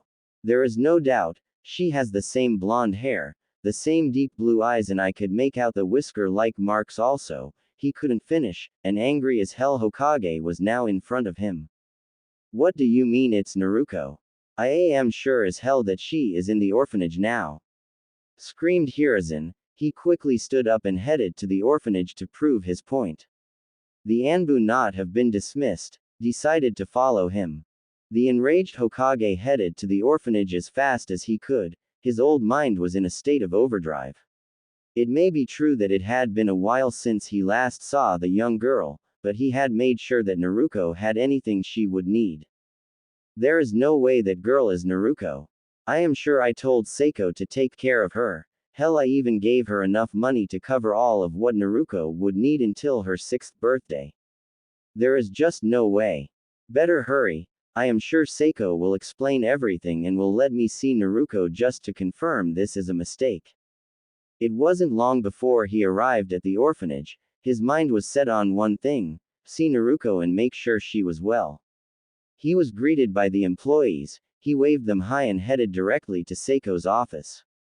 Once he stepped in, he saw Seiko signing a couple of documents. She greeted him as well. Lord Hokage, it's a pleasure to see you. How may I help you today? Seiko asked. I came to see Naruko. Could you be so kind and ask her to come over? Said Hiruzen while keeping his cool. And Naruko. Yes, Naruko. Now can you please call her over? I would like to take her to the park. Well, what's the matter? Is she sick? Is she sleeping? Taking a shower? Or something? I can just go and pick her up if you are too busy. Lord Hokage gulped. She no longer lives here. I don't know where that girl is now. What do you mean she no longer lives here? Hiruzen was now really pissed off. Well, you see, not so long ago she punched one of the other kids. She was way too violent. I had to kick her out. She would have killed one of them. I thought about the well-being of the other kids. Nonsense. Who in their right mind kicks a small child out into the cold streets? Apparently you lack common sense. Why didn't you send me a message or something? Questioned the old Hokage. After he didn't receive the slightest of answers, he took a deep breath and calmed himself a little. What happened to the money I gave you to take care of her? Hiruzen took a glance around the small office. He could see expensive vases with flowers, expensive furniture, even some expensive-looking paints. There was no way someone working at an orphanage could make enough to buy those kinds of things. Now he knew where the money had gone to. You wasted it, didn't you? Quote. Tanuki, take this woman out of my sight. Send her to Ibiki or something. Charge her with the crimes of theft as well as child abuse, anything you can come up with. Just take her and go, said the Sandaime, knowing that Tanuki had followed him. As you wish, Lord Hokage, answered Tanuki. He just appeared with a poof of smoke and took the now screaming Seiko away. As Hiruzen left the office, he could see that a small group of employees had gathered around the office to see what the commotion was about. He would deal with them later. Hiruzen quickly made his way to the hospital in hopes of being told that Naruko was alive and okay. When he reached the hospital, he was told that Naruko was being operated. He spent a couple hours outside the room until he saw one of the medics come out. Hiruzen quickly made his way to him. Lord Hokage, said the surprised medic. Tell me what's going on. How is she? The doctor gave him a dark look and shook his head. Hiruzen's eyes widened. Had Tanuki been too late? Did she pass away? Why wasn't the medic telling him anything? Hiruzen saw the medic's hand tremble and close into a fist. He was trembling with rage. It was inhuman. Whoever did this to the poor girl wasn't human. I have seen and treated ugly injuries in shinobi who came from a close encounter with death, but all of that looks like a walk in the park compared with what she went through. I'm afraid to say that it would be better if she died. What? How can you say that? Aren't you supposed to be trying to save her instead of just deciding to let her die? Lord Hokage, believe me when I say we are doing the best we can to save her, but the amount of physical trauma would be enough to kill a hardened shinobi, not to mention the internal damage.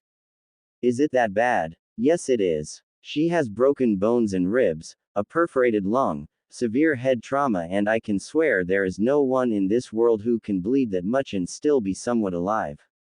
Worst of all is that it doesn't stop there. There are more details that I can't tell you right now, but I will send you a report. When she was brought by that ambush, she was just entering cardiac arrest. We managed to stop it, but I fear she may enter grade 4 shock in a couple of hours. She may not pass the night. Now, if you excuse me, I have to go back. The doctor left Hiruzen and went back inside the operation room. With each word the doctor said, Hiruzen felt like he was being stabbed in the heart. At the mention of the possibility of Naruko not passing the night, something snapped inside him.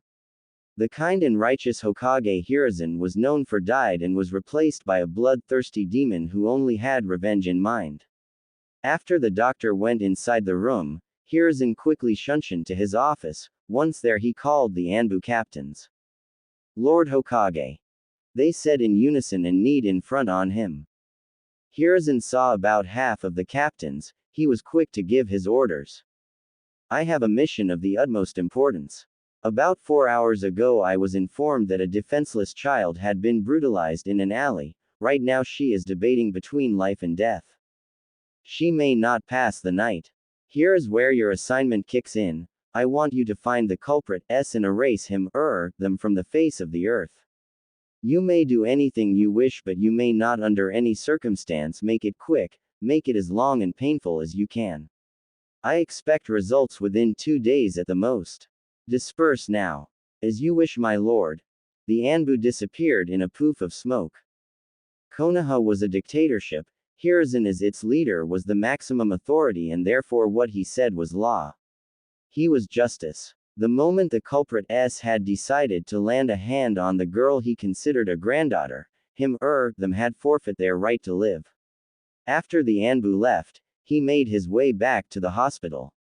There he waited another couple of hours until another doctor stepped out of the operation room. He made his way next to him. Please tell me she is going to be all right. Lord Hokage, we did everything we could. Dread started setting in his stomach after hearing those words, his hardened mask slipping with each passing second. A feeling of extreme guilt started dawning on him. Did I fail you, Minato? Is she? He couldn't finish his sentence. It was too painful to even think about it, let alone say it. We managed to fix most of the damage and bring her to the safe zone, but unfortunately she slipped into a coma. She may wake from it in a couple of hours or days. She might also never wake up again. We will have to sit and wait. Can I see her? I'm sorry, but you can't. It's not recommended. You may see her in a couple of days after we have accommodate her in a new room. In that moment the door opened and Hiruzen saw a bunch of medics and nurses carrying Naruko to a new room. His eyes widened when he saw her. She had ugly bruises all over her small arms and face. His hands closed into tight fists, his nails breaking into skin, drawing small amounts of blood. It's my fault. If I had visited her more frequently at the orphanage, I would have known that she had been kicked out. Maybe I could have prevented this. It's not your fault, sir. You just don't have the time to look after her. Being Hokage is very taxing on one's life and time. That's no reason to have completely forgot about her. I thought I was doing well, but reality just slapped me hard. Now that I remember, I still have some loose ends to attach in the orphanage. I will take my leave. I expect you to inform me about anything that happens with Naruko. Hi. When Hiruzen left the hospital it was already night. What a pity. He opted to go home.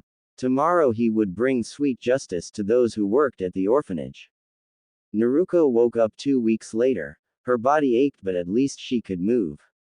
She took a glance around the room, unsure of where she was. Looking around she saw some white curtains and plain-looking things. Her attention shifted to her left arm. There was a thin transparent tube attached to the back of her hand. She followed the tube and saw a weird thing with a bag of water. Water dripping into a small tube attached to one end. Her ears picked an annoying beeping sound. She looked around the room until her eyes fell on another weird thing that kept beeping every second or so. She tried to sleep a bit, but the beeping kept her awake. If this is heaven, it sucks. With nothing else to do she just stood there with a blank look, waiting for something to happen, anything. Her attention shifted to the door when she heard the handle turn. In came a guy wearing a white coat. The guy blinked a couple of times and then he smiled. He got closer until he was standing next to her bed. Are you an angel? She questioned. I'm flattered you think of me as such, but I am no angel, I am a medic. You are in the hospital. Hospital. Yep. You were brought here after someone decided to attack you. Do you remember anything? Naruko tried to remember the last thing she did, but her head hurt every time she tried. She shook her head. I see, that's alright. Let's just hope you never remember. I wouldn't want to remember that. An awkward silence settled between the two. Feeling uncomfortable with it, Naruko decided to start talking. I feel bad, my body hurts all over. Let me check. The doctor took out a notepad and a pen. He started checking her. He checked her pulse and how her eyes reacted to light and scribbled something in the notepad. He questioned her a bit and scribbled some more. He finally put the pen and notepad away. Amazing, he muttered. The doctor came out of his thoughts and took a small vial and syringe out of his breast pocket. He filled the syringe with the liquid in the vial and approached Naruko. He injected the liquid into the transparent tube. What's that? This will help you with the pain. Oh, Lord Hokage will come to see you in a couple minutes. Rest while he arrives. With that he left the room. A couple of minutes later the doors flew open once more. The Hokage walked into the room, followed by an Anbu. He quickly made his way next to her and hugged her like his life depended on it. Thank God you are finally up, Naruko. You don't know how good it does to my heart. Hiruzen let go of her and wiped a small tear that formed in his eye. Naruko squinted her eyes a bit and then a frown appeared on her face. Who are you? That simple question kept echoing in Hiruzen's mind until just the sound of breaking glass remained. He came back to his senses. His mind told him that it was normal that she had forgotten about him. After all, it had been over a year since he had last seen her. He decided to refresh her memory in hopes that she may remember him. I am Sarutobi Hiruzen, the Sandaime Hokage. I used to visit you when you were living in the orphanage. Don't tell anyone, but you were my favorite. Do you remember me? Naruko absorbed the new info and tried to remember the time she spent in the orphanage. She remembered the other kids picking on her and the adults telling her to fuck off.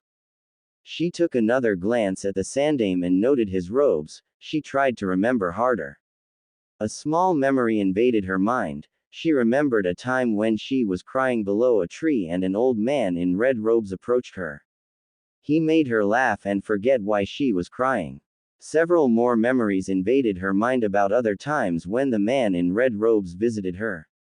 She came out of her memories and looked at Sarutobi straight in the eyes.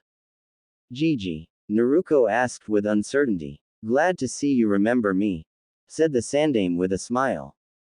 Gigi? Naruko exclaimed and extended her arms in an attempt to hug him. Hiruzen leaned closer and hugged her as well. She cried and cried on his shoulder. You don't know how much sob I missed you, Gigi. I missed you too, Naruko. After she ran out of tears, Naruko let go of Hiruzen and leaned back in her bed. He took his handkerchief and wiped her tears off. She smiled a bit. How do you feel, Naruko? A little better, but I still feel like crap. I can see that. Listen, Naruko, I am sorry for what happened. I should have paid more attention to you. If I had, I would have known that you had been kicked out of the orphanage. I am sorry that you had to go through all of this, said the Hokage with a look of sorrow on his old face. It's not your fault, Gigi. You don't have to apologize to me. I just don't know why the villagers hate me so much. Every time I try to get close to one of them, they either ignore me or come after me. I just don't understand it, said Naruko with a look of sadness. Do not worry about it anymore, Naruko.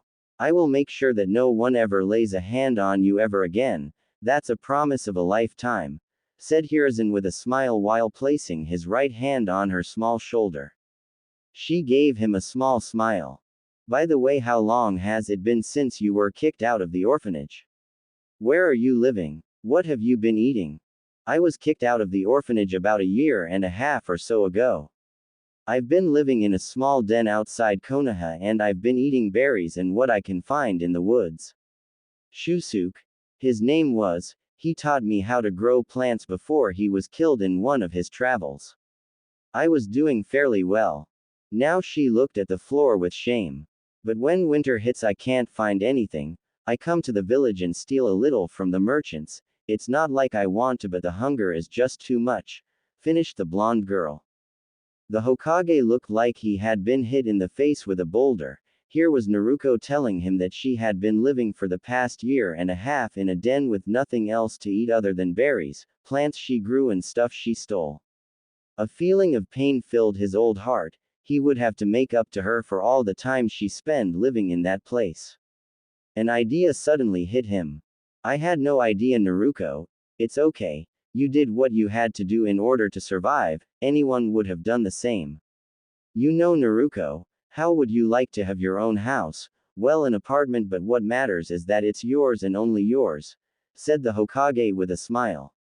Naruko's eyes widened in surprise. Was he saying the truth or was he just playing cruel jokes on her? She decided to ask him.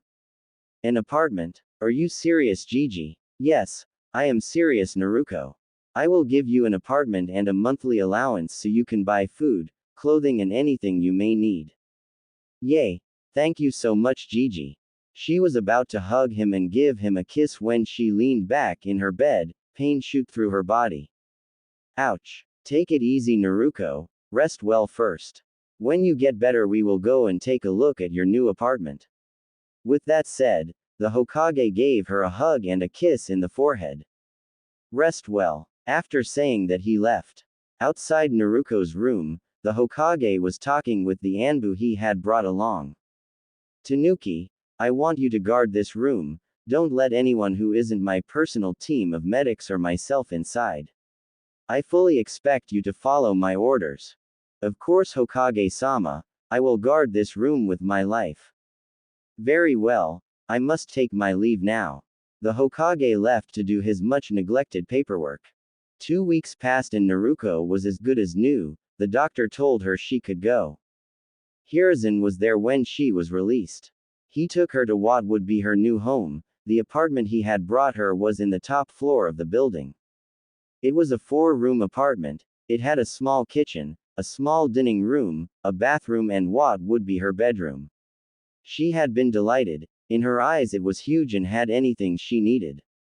After he showed her the apartment he took her to buy some clothing.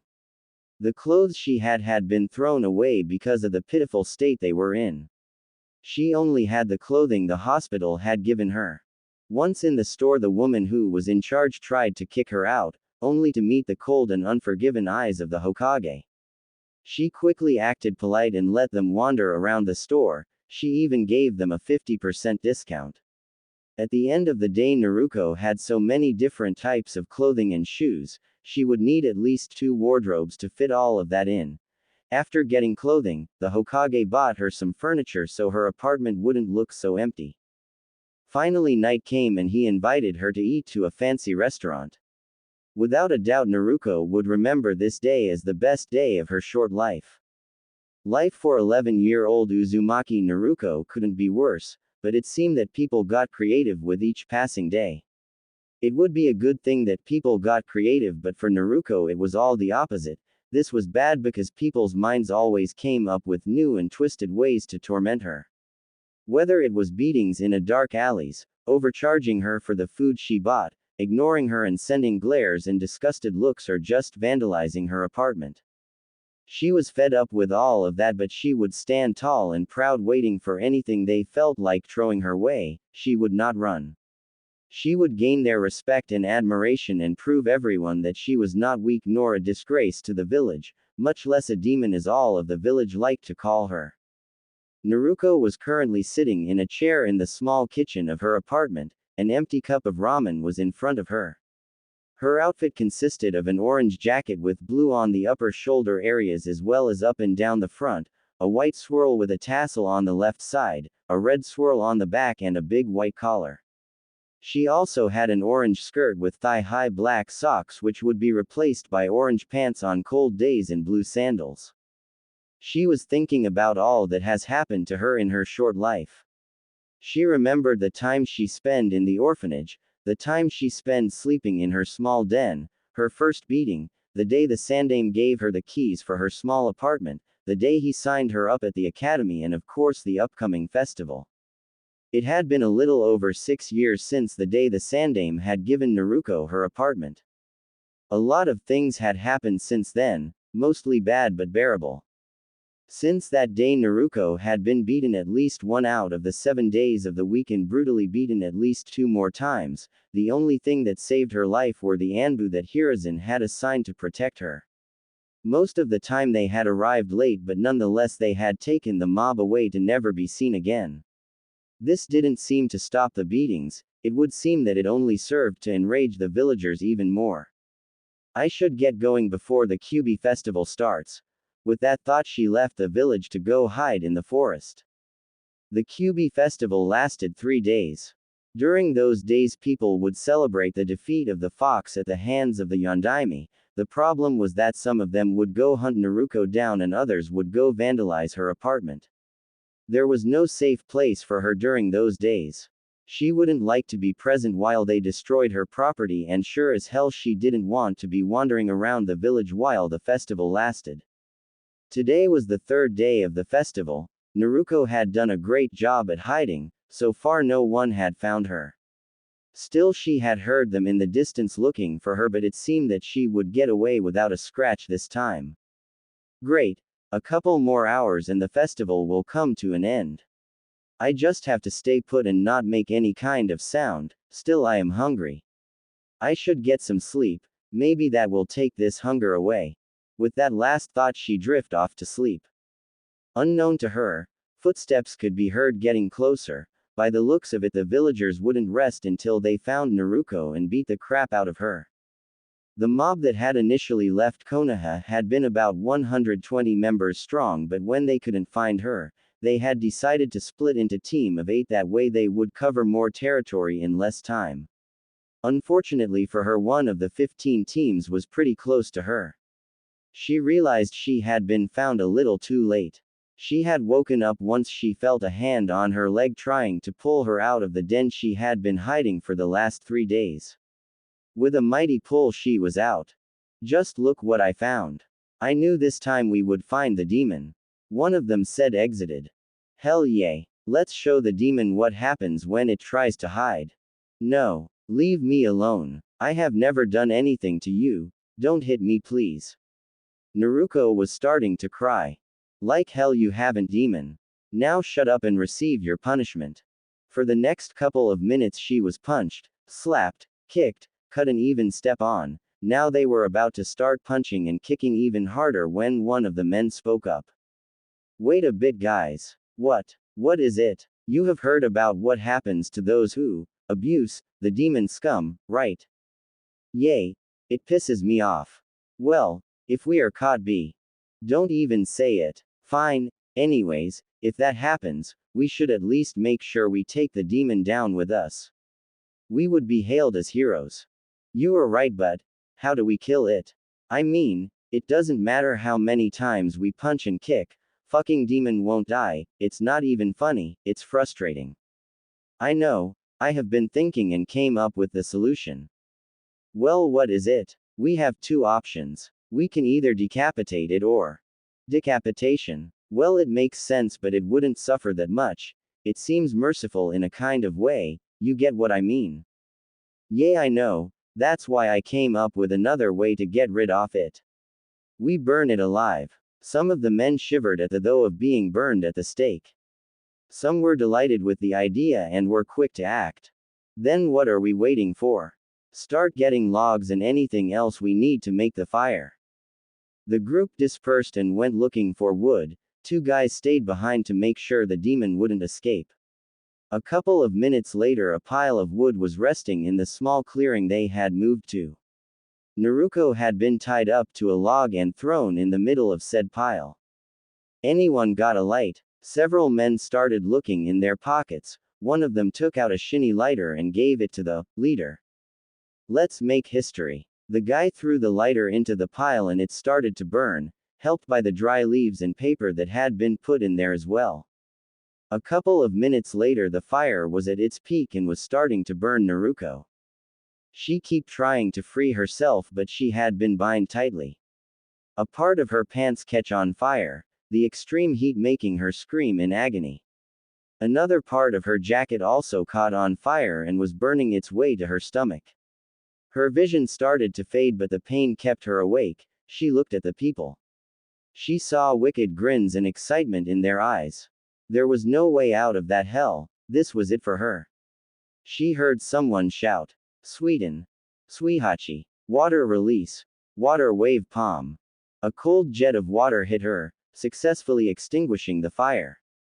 She coughed some water that had made its way to her lungs. She was shivering but was grateful that she was no longer roasting in that stake.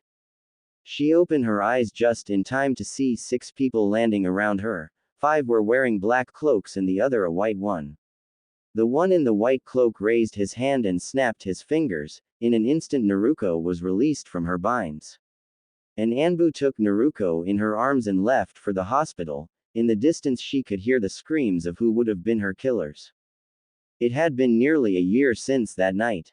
Naruko had repaired her apartment and had also failed to graduate twice. She was grateful that the Anbu had shown up when they did. She didn't wish for anyone to be burned alive like she had almost been. She was happy that her attackers had gotten what they deserved. Now she was back doing what she did the best, pulling pranks all around Konoha. Her latest prank being vandalizing the Hokage mountain. Naruko could be seen running and jumping from place to place from 2 angry Chunin. "You have gone too far this time. Stop at once. Shut up. You are just jealous you can't do that. I can because I am the greatest. Datbeo." The Chunin kept chasing her. Once they were out of sight, Naruko appeared from behind a cloak which she used to hide herself.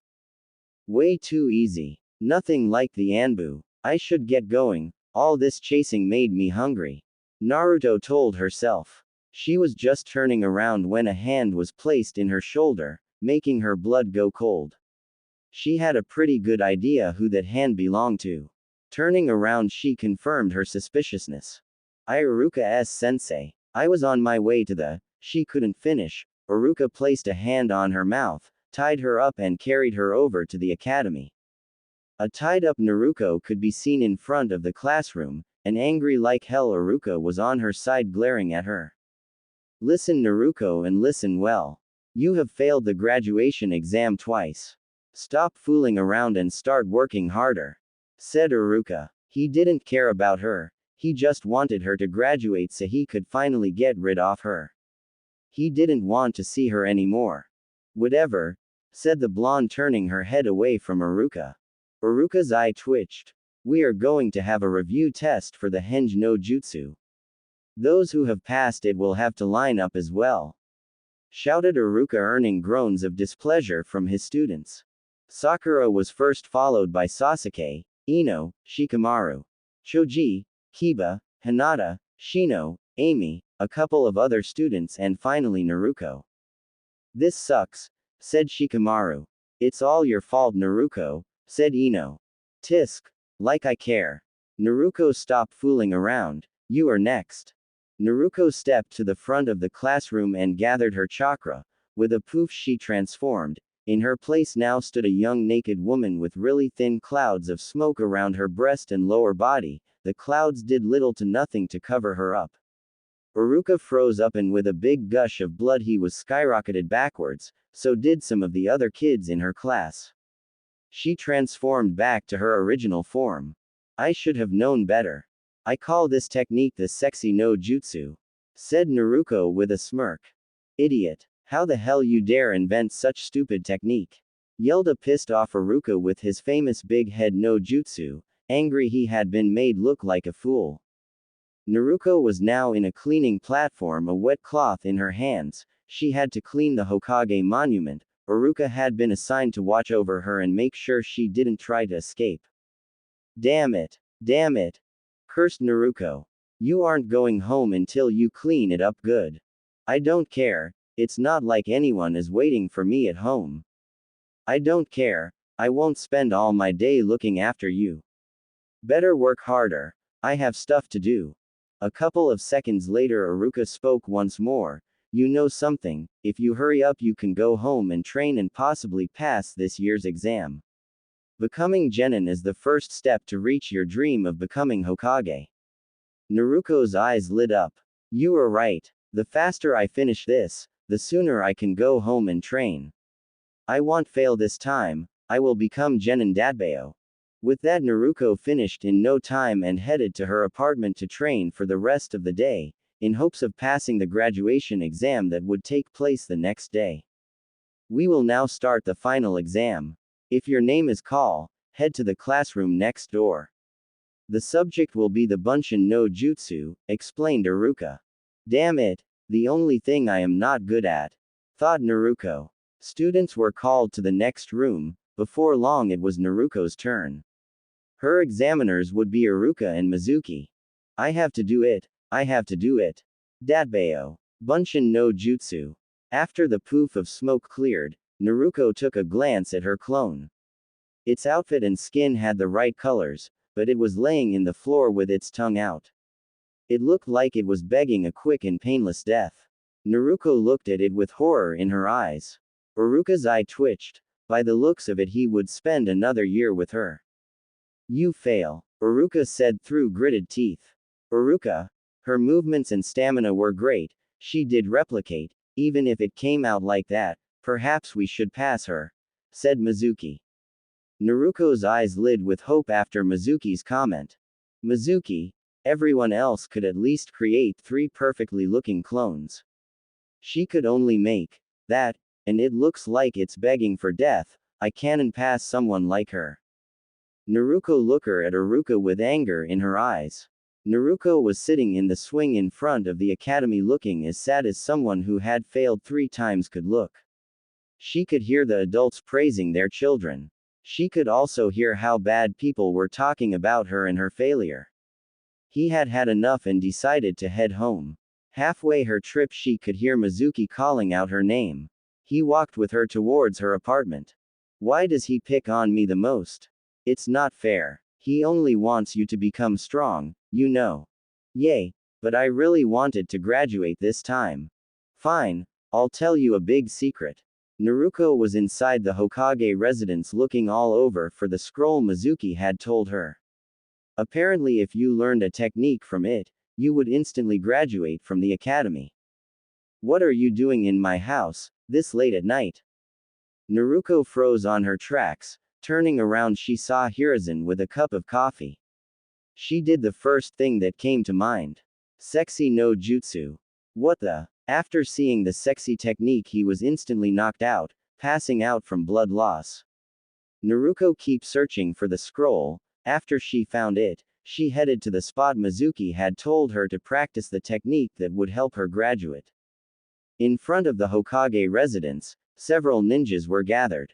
Word that Uzumaki Naruko had taken the forbidden scroll had been spread through the village by Mizuki, the latter just having arrived from picking up Iruka. Lord Hokage, we cannot let this slide as a prank. The scroll of sealing is something dangerous that the Shadaime Hokage sealed. If it's used in the wrong way it can. If she carries it out the village it would become a major problem. Very well, bring Naruko here. Hi Hokage-sama. Naruko had arrived to the spot Mizuki had told her. There was a small wood cabin and a spot where she could train. She unfolded the scroll of sealing and started reading it. Let's see. The first technique is Taju Kage Bunshin no Jutsu, really? Are you freaking serious? What's up with this goddamn technique following me everywhere? Damn it all, shouted Naruko. After her outburst she decided it was better to get the Bunshin technique out of the way. A couple hours passed when Iruka suddenly dropped in front of her. It didn't matter, she had finally learned the jutsu. Hey Naruko, said Iruka with a tint of malice in his voice. Oh, hey Iruka, it seems you found me. I could only learn a technique. It doesn't matter, I'll show it to you so you can graduate me. If I learn a technique from this scroll you will pass me, right? What are you talking about, Naruko? Mizuki told me about the rule where you have to get this scroll, come to this place and learn a technique. If you can do it, you will automatically pass. Shouted an exited blonde. Mizuki said that. Before the blonde could answer him, a barrage of kunai flew towards both of them. Iruka pushed Naruko out of the way by more of a reflex than anything, resulting in him being pinned to the cabin wall. I am surprised you found this place, said Mizuki from the spot he was in one of the branches of a nearby tree. I see, so that's how it is, Mizuki, was Iruka's pained reply. Naruko, hand over the scroll. Mizuki commanded. Hey, what the hell is going on here? Why is Iruka pinned to the wall? Asked a confused Naruko. Naruko, whatever you do, don't hand the scroll over to Mizuki. That scroll contains powerful forbidden techniques, he used you to get the scroll. Naruko, don't listen to Iruka, he is afraid of you possessing that. What are you talking about, Mizuki? Don't listen to him, Naruko, he is lying. Ha ha ha, I will tell you the truth, Naruko. You see, there was this rule that was created after the demon fox attack 12 years ago, a rule that prohibits everyone from saying that you are the Kyuubi reincarnated. In other words, you are the Kyuubi who killed Iruka's parents and destroyed the village. What? That can't be true. There is no way that I am the Kyuubi, it's just not possible. Didn't you ever wondered why everyone hates and abuses you? Why everyone ignores you? There you have your answer. No. Damn it. No one is ever going to recognize you. Even Iruka hates you. You killed his parents and destroyed our village, you will never be Hokage. Now die. Mizuki then proceeded to throw one of his giant shuriken to Naruto, who was frozen in the spot. Iruka could be heard shouting at Naruko to duck. She tried to get away, but she wasn't fast enough to avoid the shuriken. She closed her eyes to embrace the excruciating pain that was sure to follow. Once she didn't feel a thing, she opened her eyes to find that Iruka had received the hit trying to protect her. She asked him why he had protected her. He told her about them being equal and seeking everyone's attention. Naruko was starting to believe him when she heard Mizuki telling her that he was lying and that he only wanted the scroll. He had hit the nail right in the head. As soon as Naruko saw Iruka making a disgusted face, she quickly got away from him and run into the forest. Never looking back to the lying bastard. Mizuki laughed at Iruka's failed attempt. He retrieved the shuriken that had been a couple of moments ago in Iruka's back. And soon followed Naruko. Naruko was resting in one of the trees when she heard the voice of Mizuki and Iruka arguing. She could care less, but her curiosity got the best of her. She could hear them arguing about she being the Kyuubi and all of that. She decided to leave when she heard Iruka talk one more. Even if I hate to admit it, Naruko is an excellent student that I recognize. It may be true that she doesn't work hard and is stubborn at times and no one accepts her, but she knows what's to have a great pain in the heart. She is not the Kyuubi but Uzumaki Naruko of Konoha. By this time Naruko was crying. That was the best thing that someone had said about her besides the Sandame. Finally someone recognized her, and she would be damned if she let that person die. Mizuki's eye twitched. What an idiot. I was planning to kill you later, but I changed my mind. Get ready to die, Iruka. With that he speeded towards Iruka, shuriken spinning madly in his hand. He jumped back once he sensed someone trying to land a kick to his face. Damn you. Why did you interfere? Asked an enraged Mizuki. Don't lay a finger on Iruka-sensei, if you do I'll kill you. Growled Naruko. Ha ha ha, I will kill you in less than a second. Shouted Mizuki. Try it, jerk, I'll deal 1,000 times more damage back to you. Then what are you waiting for? Come on, foul beast. Taju Kage Bunshin no Jutsu. Shouted Naruko. Suddenly the clearing they were in was filled with at least 300 Naruko. All of them were grinning like a madman. Mizuki fell on his butt at seeing the sheer number of copies Naruko had made. He quickly regained his composure and stood up. He tensed his body for the upcoming battle. As if on cue, all of the Naruko jumped on him. I am a Chunin.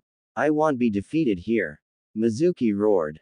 With a mighty battle roar he took the two giant shuriken that were strapped to his back and started spinning them madly. He released them and took about 50 clones with them. After seeing that the clones weren't too tough, he gained some confidence. With taijutsu alone he took about 50 out.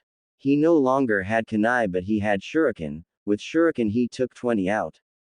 He had some paper booms, he used them taking out about 100 of the clones. By now there were less than 100 clones left. He had to finish this quick, the paper booms would surely caught the attention of more shinobi.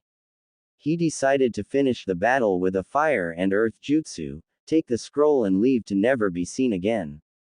Gokaku no jutsu, shouted Mizuki. With that great fireball he took another 50 clones, finally there were less than 50 clones remaining. Ritsudo Tensho, he shouted again. The rock that was surrounding the remaining clones began to churn and twist up, crushing all those trapped within it. Finally only Naruko was remaining, she was frozen in the stop. She couldn't believe that all of her whole army had been decimated in less than 10 minutes, she turned her head to a panting Mizuki. He pant, did you thought your stupid tricks would beat me? Me a chunin, a simple academy student can't compete with me. Now hand over the scroll. Mizuki shouted and ran towards Naruko. Run Naruko, run. Don't ever let him land his hands on the scroll, shouted Iruka, who was trapped below a branch that had fallen on him after the paper booms blew up. She came out of her trance and did as she was told. Once more she started running, trying to get away from the now enraged Mizuki. Mizuki was still tired from the battle but he just wouldn't give up on the scroll after being so close of getting it. Naruko had been running for 20 minutes. She could feel Mizuki just a couple feet behind her. It was a matter of minutes before he would get his hands on her, kill her and leave the village with the forbidden scroll. All of this was her fault. She had been tricked like a little kid who had been promised candy if he behaved but at the end got nothing because they were bad for him. She cursed her luck, now there wasn't anyone around who would protect her. She was destined to die this day and be forgotten. The thought made her cry. She was just so tired of running, she just dropped to the ground trying to catch her breath. A couple of seconds later Mizuki dropped next to her. If I had known that Iruka would drop by, you learning the Taju Kage Bunshin no Jutsu and make things harder, I would have come faster instead of shouting through the village that you had stolen the scroll, but none of that matters, I finally have the scroll. He came closer to Naruko, punched her in the stomach, slapped her a couple of times and picked up the scroll. Finally the scroll is mine. I will become invincible. Ha ha ha ha. Maniacally laughed Mizuki. He proceeded to leave but stopped and took a glance at the blonde laying at his feet.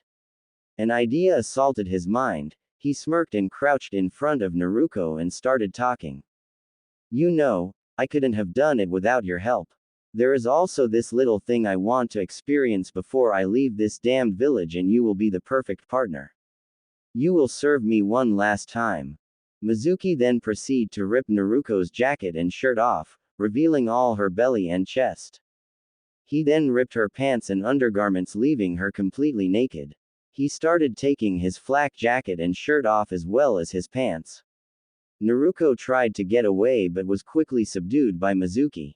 He started touching and kissing her everywhere. Naruko screamed, cried and kicked all over trying to get away. Needless to say she couldn't. This time they were deep in the forest and there wasn't anyone around who could save her from the terrible fate that awaited her. Naruto was relaxing on his hot spring. He was surrounded by the most beautiful girls he had ever laid his eyes upon. He could see blondes, brunettes, redheads and he could swear he saw one with green hair. Some were resting around the edge and others were just enjoying the bath. No wonder Ero Sennin loved going to the hot springs. Naruto never considered himself as a ladies' man but after some thinking, he decided to try his luck. He approached a redhead. She was by far the most beautiful one. Just as Naruto made his way next to her, she turned around and smiled. He hoped pickup lines worked. He began. I'm afraid I'm going to have to ask you to leave, you are making the other girls look really bad. The girl stopped smiling and gave him a blank look. She turned around and made her way to the edge of the spring. Naruto blinked a couple of times, Realization dawned upon him. He quickly made his way to the edge in hopes of catching the girl and clearing things out. Wait. Stop. I didn't mean it that way. The girl didn't even turn around. She got out of the hot spring, put on a white towel and left the room. Naruto got out of the hot spring and put on a blue towel. He rushed to the door in hopes of catching her. Once at the door he tried to open it but it wouldn't budge. Suddenly steam began to fill the room until there was no visibility. Naruto coughed and waved his hand trying to get some air. Several ear-piercing shrieks caught him by surprise.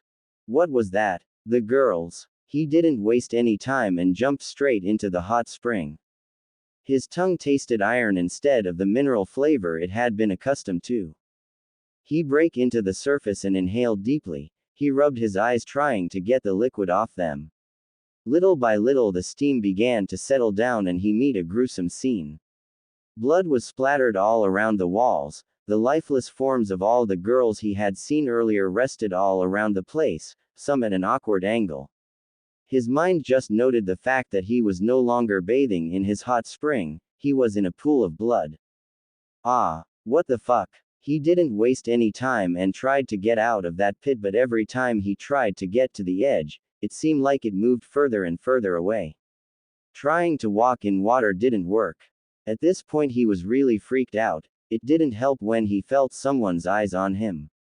He looked everywhere trying to find the perpetrator but he couldn't see anyone. Show yourself, I know you are there. A couple of seconds later one of the walls warped out of existence and the entrance of a cave took its place. Naruto could hear footsteps approaching slowly. Little by little the silhouette of a person formed.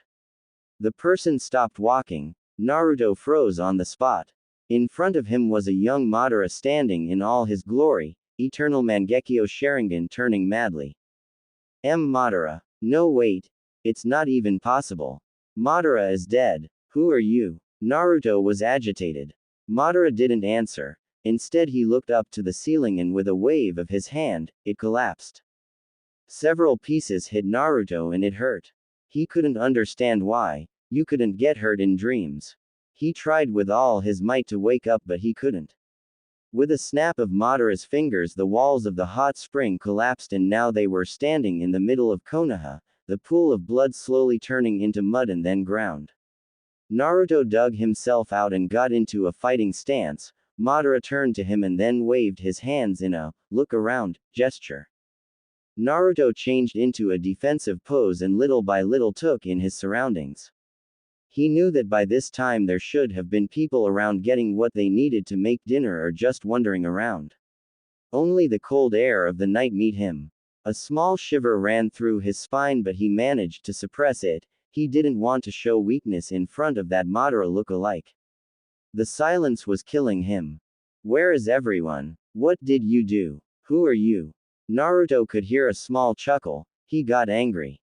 He was about to attack when the look-alike disappeared in a poof of smoke. Naruto tensed his body for battle and carefully listened to his surroundings. He heard footsteps behind him and quickly turned around ready to attack. A smile formed when he saw a pair of familiar faces. It was Sakura and Hinata. He quickly ran towards them and was shocked when he literally phased through both of them. After the small shock passed, he tried to touch them again only to get the same results. Hinata. Sakura. Stop.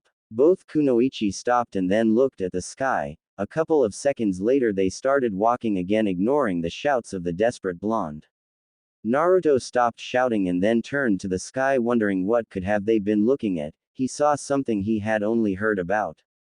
Where the moon was supposed to be at, the only thing that stood was a giant red ball with 9 black tomo-like marks. Naruto could swear that that thing was following his every move.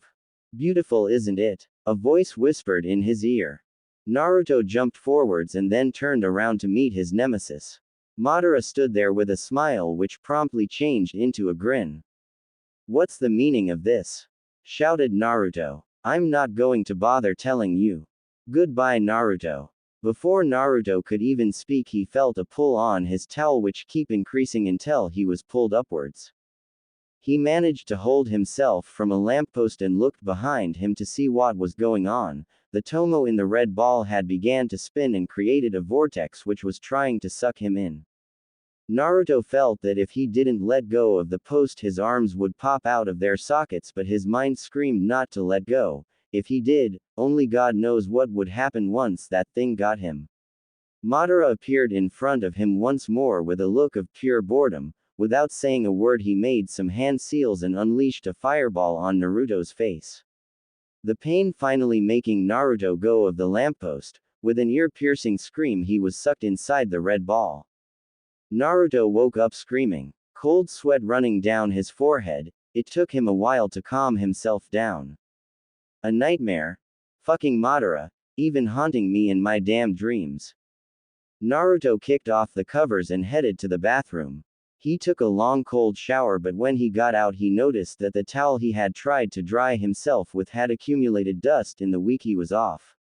He decided to dry himself using a wind jutsu. Happy with the results, he headed back to his room. He opened the drawer and searched for his favorite pair of boxers but couldn't find them. With a defeated sigh he put on a pair of black ones. He went inside the closet and searched for his prized outfit but couldn't find it. He remembered he had put it in the laundry basket. With another sigh he decided to put on a regular Jonin outfit and went downstairs to eat something. Once in the kitchen he opened the refrigerator to find absolutely nothing. He made a mental note to go buy groceries in the morning. He opened the pantry to find absolutely nothing but ramen. With a smile he took out a cup and put some water to boil. A couple of minutes later he was sitting in his favorite couch eating his cup of ramen. After he was done he stood there thinking what to do, but nothing came to mind. I'm bored. Meh. Naruto decided to go take a walk. He left his home and walked into the night wondering where the night sky would lead him to. 20 minutes into his trip he saw someone jumping from roof to roof, an Anbu he thought. What piqued his interest was the fact that the guy seemed to be shouting something. Naruto strained his ears trying to decipher what the figure was shouting. Has stolen. Must be late. Naruto put more effort and little by little he understood what the guy was shouting. Naruko has stolen the scroll of sealing and she must be found before it's too late. Those words keep echoing inside Naruto's head over and over again. There he stood rooted to the spot thinking about what he had just heard. Apparently someone had stolen the scroll of sealing from Tsunade and the guy was alerting everyone. What made his brain work harder was the fact that it had been someone named Naruko and that somehow he knew the guy who was shouting. A couple of minutes later another guy dropped next to him, successfully snapping him out of his thoughts. Hey you, have you by any chance seen Naruko around? Oh you don't know. Well, Naruko has stolen the scroll of sealing and the Hokage wants us to capture her.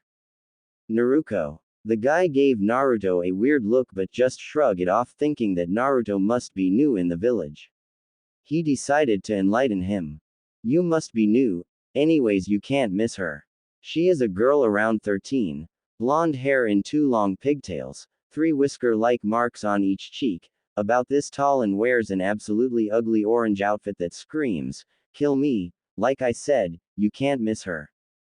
Naruto absorbed the new info trying to make sense of what was going. After the guy finished talking he gave Naruto an expecting look. Naruto's brain started working again. Sorry, I haven't seen her but I'll start looking for her as well.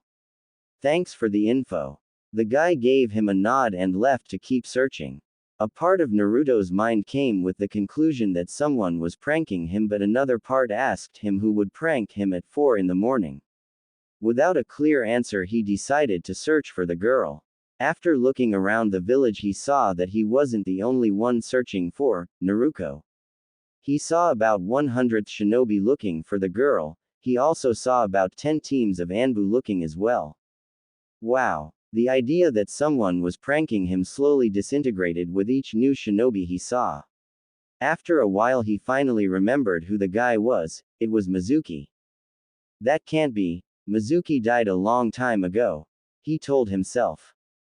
Reason told Naruto that everything around him was impossible and a bad dream, but his senses told him otherwise. How was this not possible when he had taken a cold shower and ate food? After putting all the new info he got together, Naruto came with the conclusion that this was some sort of twisted replay of the events he had gone through the night he had learned the Kage Bunshin. What really bothered him was the fact that he was some sort of spectator instead and his other self was a girl. Okay, that is something I need to see to believe. Now if things are indeed the same, Iruka should have found me by now and Mizuki should be there as well. I should go help Iruka and my other self.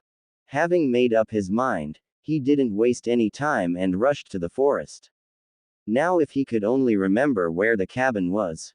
It had been a couple of minutes since Naruto had entered the forest when he heard the sound of a couple bombs going off in the distance. He started panicking. As far as he remembered, no one had used any kind of explosives. He was about to tap into the Kyuubi's chakra to gain a speed boost when he remembered how strong it was and how people in Konoha would react to it. He opted to use his Sage mode. It wasn't as fast, but it was something. In no time Naruto was practically flying through the forest. He reached the point where the wood cabin was but saw no one. He kept going until he reached a small battlefield.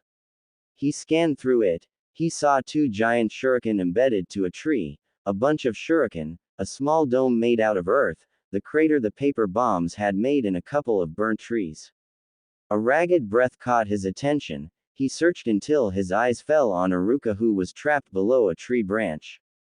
Iruka. Naruto dropped next to the trapped Iruka and lifted the branch off him.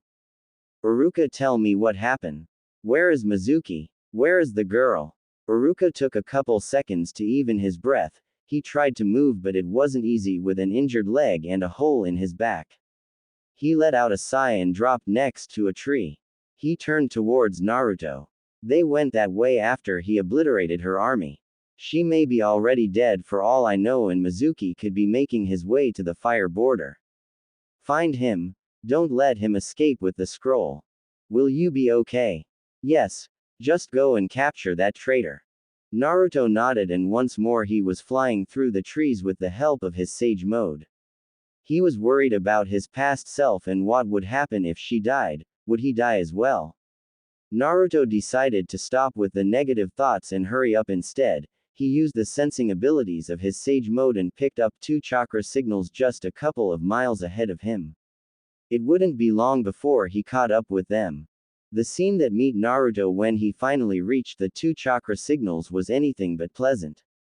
Naruto could see how Mizuki was trying to rape a small naked girl. The girl was crying and kicking, trying with all her might to get away but failing miserably at it.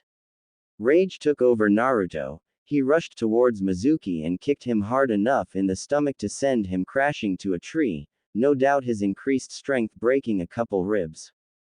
Naruto saw some movement from the corner of his eye and turned to see the poor girl trying to get away with what little remained of her clothes. Naruto approached her, but the girl quickly retreated in fright until she was against a tree.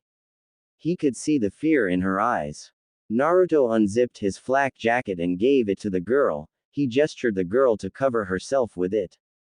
A couple of seconds later, Naruto heard some pained groans behind him. He turned around to meet a fully clothed Mizuki. Son of a bitch. That hurt, said Mizuki while holding his stomach in pain. Scum like you deserves that and more for trying to rape an innocent girl. Innocent my ass. She's the fucking Kyuubi. She deserves that and more. That totally caught Naruto off guard. He couldn't stop the expression of surprise from showing on his face. Naruto turned to the girl, who was now crying and sobbing even harder. His mind going overdrive at the moment. What did you just say? Mizuki saw the surprised look on Naruto's face and had to ask himself how the Chunin in front of him didn't know something of that magnitude. What's the matter with you? How the hell did you make it to Chunin without knowing that the Kyuubi was sealed off in her? That's impossible. Where the fuck have you been living for the past 12 years? Everyone remembers that night 12 years ago when the Kyuubi attacked our village and killed our families. Mizuki saw that Naruto was in some sort of mental debate. he grew restless and decided to just take the scroll and leave before more reinforcements arrived. You know what? I'll just kill you, rape that demon and leave with the scroll. What Mizuki told Naruto was the piece that completed the puzzle inside his head. Now Naruto knew that he had indeed traveled back in time, and it made total sense for the girl behind him to be the Kyuubi Jinchuriki. He didn't had any more time to think about it because of Mizuki's threat. Naruto tensed his body for battle. You aren't going anywhere, Mizuki. I am going to kill you. What? Big words for someone who didn't even knew of the Kyuubi brat. Now die. Mizuki charged towards Naruto and threw a punch at Naruto's stomach, which was easily blocked. Several more kicks and punches were thrown, but all of them were easily blocked by Naruto. Mizuki was starting to get angry and decided to use ninjutsu instead. He jumped a couple meters back and went through a series of hand seals. Kaden. Gokaku no Jutsu. Mizuki shouted. Great fireball technique. Naruto had seen the familiar seals for the Great Fireball and was halfway through when Mizuki finished his. Naruto too shouted the name of his jutsu. Suiden. Sujinheki. Naruto shouted. Water encampment wall.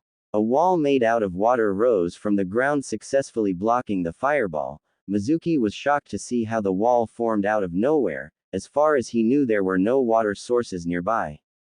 What the hell? A chuckle came from behind the water wall. A hole appeared in the middle of the wall, letting Naruto through. He was wearing what could be described as a sadistic grin. Naruto had been thinking behind the water wall for a bit. Now that he was sure that he had indeed traveled back in time, that meant that the girl Mizuki had tried to rape was himself, but in female. That granted Mizuki a really painful death. Time to die, Mizuki. Mizuki was about to speak, but Naruto had already closed the distance between them in the blink of an eye. Mizuki tried to punch Naruto in the face, but Naruto caught Mizuki's fist with his right hand and started adding pressure. Mizuki screamed when his fingers started to break. Naruto let go of Mizuki's hand and then took Mizuki's left arm and broke it, earning another pained scream from Mizuki. Mizuki managed to get free and then tried to run away. He didn't get too far before Naruto caught him. Naruto took Mizuki by the ankle and lifted him off the ground, only to brutally smash him against a tree and then against the ground. Mizuki coughed blood. He could also feel broken bones. Mizuki turned to see Naruto. He only saw the eyes of a killer. Please don't kill me. Have mercy on me. Mizuki pleaded. You didn't show any when the girl pleaded you to stop. I promise not to ever do it again. Just don't kill me, please. You are right. Once dead, you won't harm anyone ever again. Goodbye, Mizuki. Naruto took Mizuki once more by the ankle and threw him into the air. The spiraling Mizuki screamed when he saw Naruto making hand seals. After Naruto finished with the hand seals, he unleashed his most powerful fire technique on Mizuki. Kaden. Zukoku. Naruto shouted. Head mincing pain. Mizuki gave an inhuman scream when the fire started to burn his flesh. 2 seconds later, Mizuki had been reduced to ashes. Having gotten rid of Mizuki, Naruto turned around and started walking towards his younger self. Naruko didn't know whether to be grateful or to be scared of the blonde guy. He had came and saved her from Mizuki, but he had also roasted him to a crisp when he had begged for mercy. She saw him approach her. Her mind thinking of the possible ways things could go. He saved me from Mizuki and gave me his jacket, but what if he only did that to rape me, kill me afterwards, take the scroll and leave as well? I don't want to be roasted to a crisp. Naruko started shaking with fear when the blonde stopped in front of her. She closed her eyes and waited for the worst. Are you alright? I wasn't too late, was I? Naruko slowly opened her eyes to see that the blonde had crouched in front of her. He looked worried and was asking her about her well-being. Well, at least she now knew that he wasn't going to assault her. She started to cry. She was happy that someone had shown up to save her. Naruto was taken back. He didn't know why she was crying. As far as he could see, she didn't seem to be injured or something. He guessed it was the shock of nearly being raped that made her cry. Naruto felt the need to comfort the crying girl and he did. He hugged her and she flinched due to the close contact, but nonetheless she let him continue. He patted her in the back while she cried in his chest, assuring her that he would make sure that no one dared to touch her while he was around. After a couple minutes of crying, Naruko finally stopped and looked at him. For the first time since he showed up, she could get a clear picture of him. He was wearing the standard Konoha nin uniform and she had to admit that he was pretty handsome. He was tall and had spiky hair, but the features that caught her attention were his eyes and cheeks. His eyes were toad-like with yellow irises, horizontal bar-like pupils and some reddish-orange stuff on each eye, and his cheeks had the same whisker-like marks that she was known for. She tried to remember, but she couldn't remember ever seeing him around the village. The blonde put his hand on his mouth and coughed a little as if telling her to stop staring. She blushed and turned her head the other way. Sorry about that, it's just that I had never seen someone with toad eyes and whisker marks like mine. Toad eyes. It hit Naruto that he had forgot to turn off his sage mode. He was quick to deactivate it. Sorry about that, those aren't my real eyes, these are my real eyes. Naruko turned around, confused about what the older blonde had said. She was surprised when two arctic blue eyes stared at her instead of the toad eyes. They were exactly like hers. She didn't know why, but she felt at ease just by looking at them. They are so pretty. Thanks. Naruko's cheeks reddened. She didn't thought the stranger had heard her. She was looking for a way to break the silence that had settled between the two. She remembered that she still had to thank him for saving her. Thank you for saving me. I would be dead if you hadn't shown up when you did. No problem. Rapist scum like Mizuki doesn't deserve to live. Naruko gave him a small smile and he smiled back, his smile making her feel a lot better. Naruto got up and lent her his hand to help her get up. She took it and once up she dusted off the jacket. She took the remains of her clothes and let out a defeated sigh when she saw that she wouldn't be able to wear any of them. She turned to look at Naruto. Thank you for the jacket, Ni-san. No problem, we should go back to the village and get you something to wear. Yay. Speaking of which, I have never seen you around in the village. Are you new or something? That caught Naruto off guard. What could he say to her? He couldn't just tell her that he was her but in male of the future who had somehow ended up in the village at 3 in the morning. He had to make something up quick. Yes, I am new. I had just arrived to the village a couple hours ago when I was told that you had stolen the scroll of sealing and that the Hokage was looking for you. I just thought about looking in the forest. What? I didn't stole the scroll of sealing. I just took it because Mizuki told me I could graduate if I learned a technique from it. I was planning to return it after I had learned a technique. I was just doing what Mizuki had told me to. Yes, I know, but the people in the village think you stole it. They don't know that Mizuki was a traitor and that he used you to get the scroll. Naruko fell on her knees, dread settling on her stomach.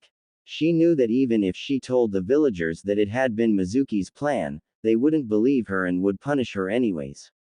She thought about the possible ways to escape, but in the end she knew that they would find her anywhere she tried to hide. It stuck her that she had witnesses. They would believe her if the blonde and Aruka said what had happened. She turned with hopeful eyes to the older blonde.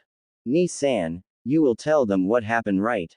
How it was Mizuki who had planned everything from the very beginning, right? Yay. Naruko let out a relieved sigh and got up. While Naruko was having her internal debate, Naruto had been checking her out. Without a doubt she was an exact copy of his sexy jutsu. Naruto had also been wondering if things in the village were exactly the same as when he was a kid, but what he really wanted to know was if the Sandaime was alive.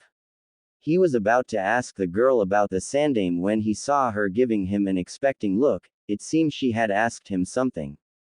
Naruto rubbed the back of his head sheepishly. I'm sorry, I wasn't paying attention. Can you repeat that? Naruko looked crestfallen. It seemed that now even the stranger was starting to ignore her. She wondered what had made her think that he was any different than the rest.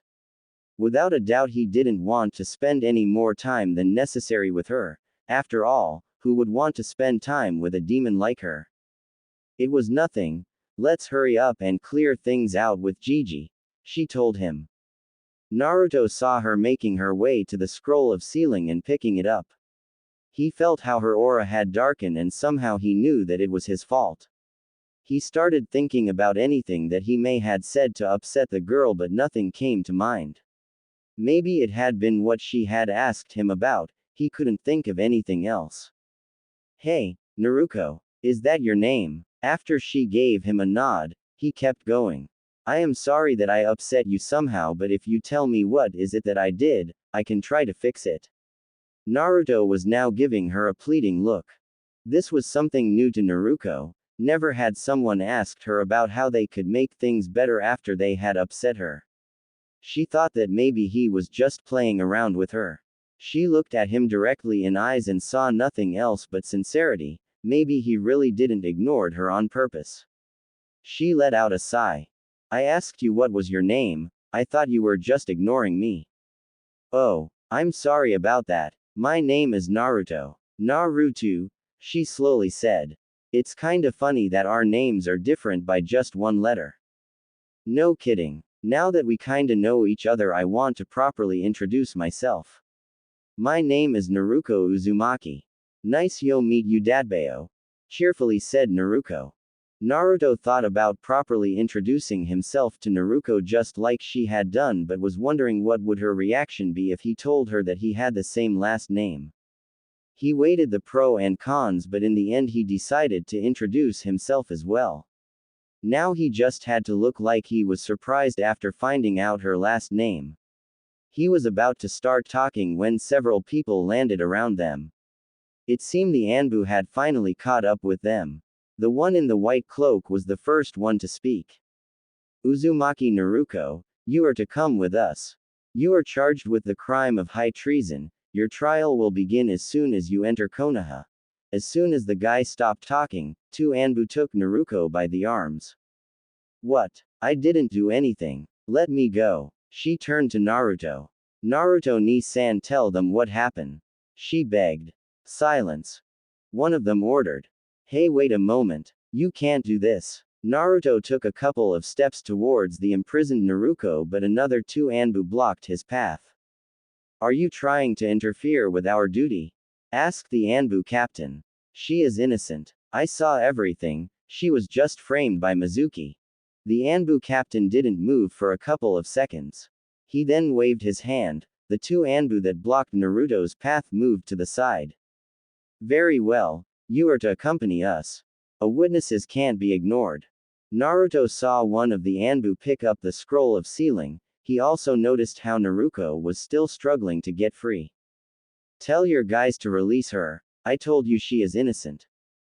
Guilty until proven innocent. With that, the captain turned around and started walking towards the village, followed by the two Anbu with the struggling Naruko, Naruto in the middle and another two behind him.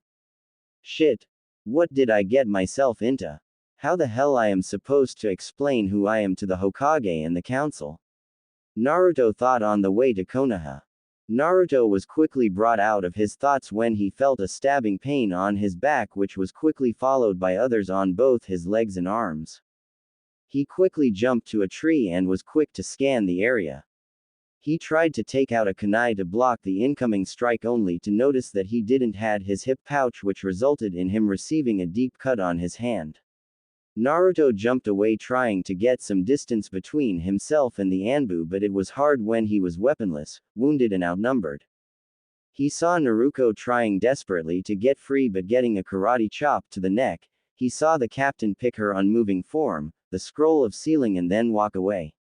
He now focused on evading the strikes of the Anbu. Hey, what the hell? Why are you attacking me? I am a Konoha shinobi. The four Anbu didn't answer. Instead, they increased the speed and force of their attacks. Naruto couldn't think of a reason why they were attacking him and taking Naruko away. Didn't the captain told them he was important? He quickly jumped away, successfully evading a swipe aimed at his neck. He let out a small relieved sigh when he saw that the Anbu's weapon was stuck to the tree. He didn't want to think what would have happened if that thing had connected with his neck. While Naruto kept dodging the blows, he noticed that the weapons they were using weren't the katana the Anbu was supposed to use. He remembered the name of the weapon and who were the people who used it. A growl emanated from Naruto. Root.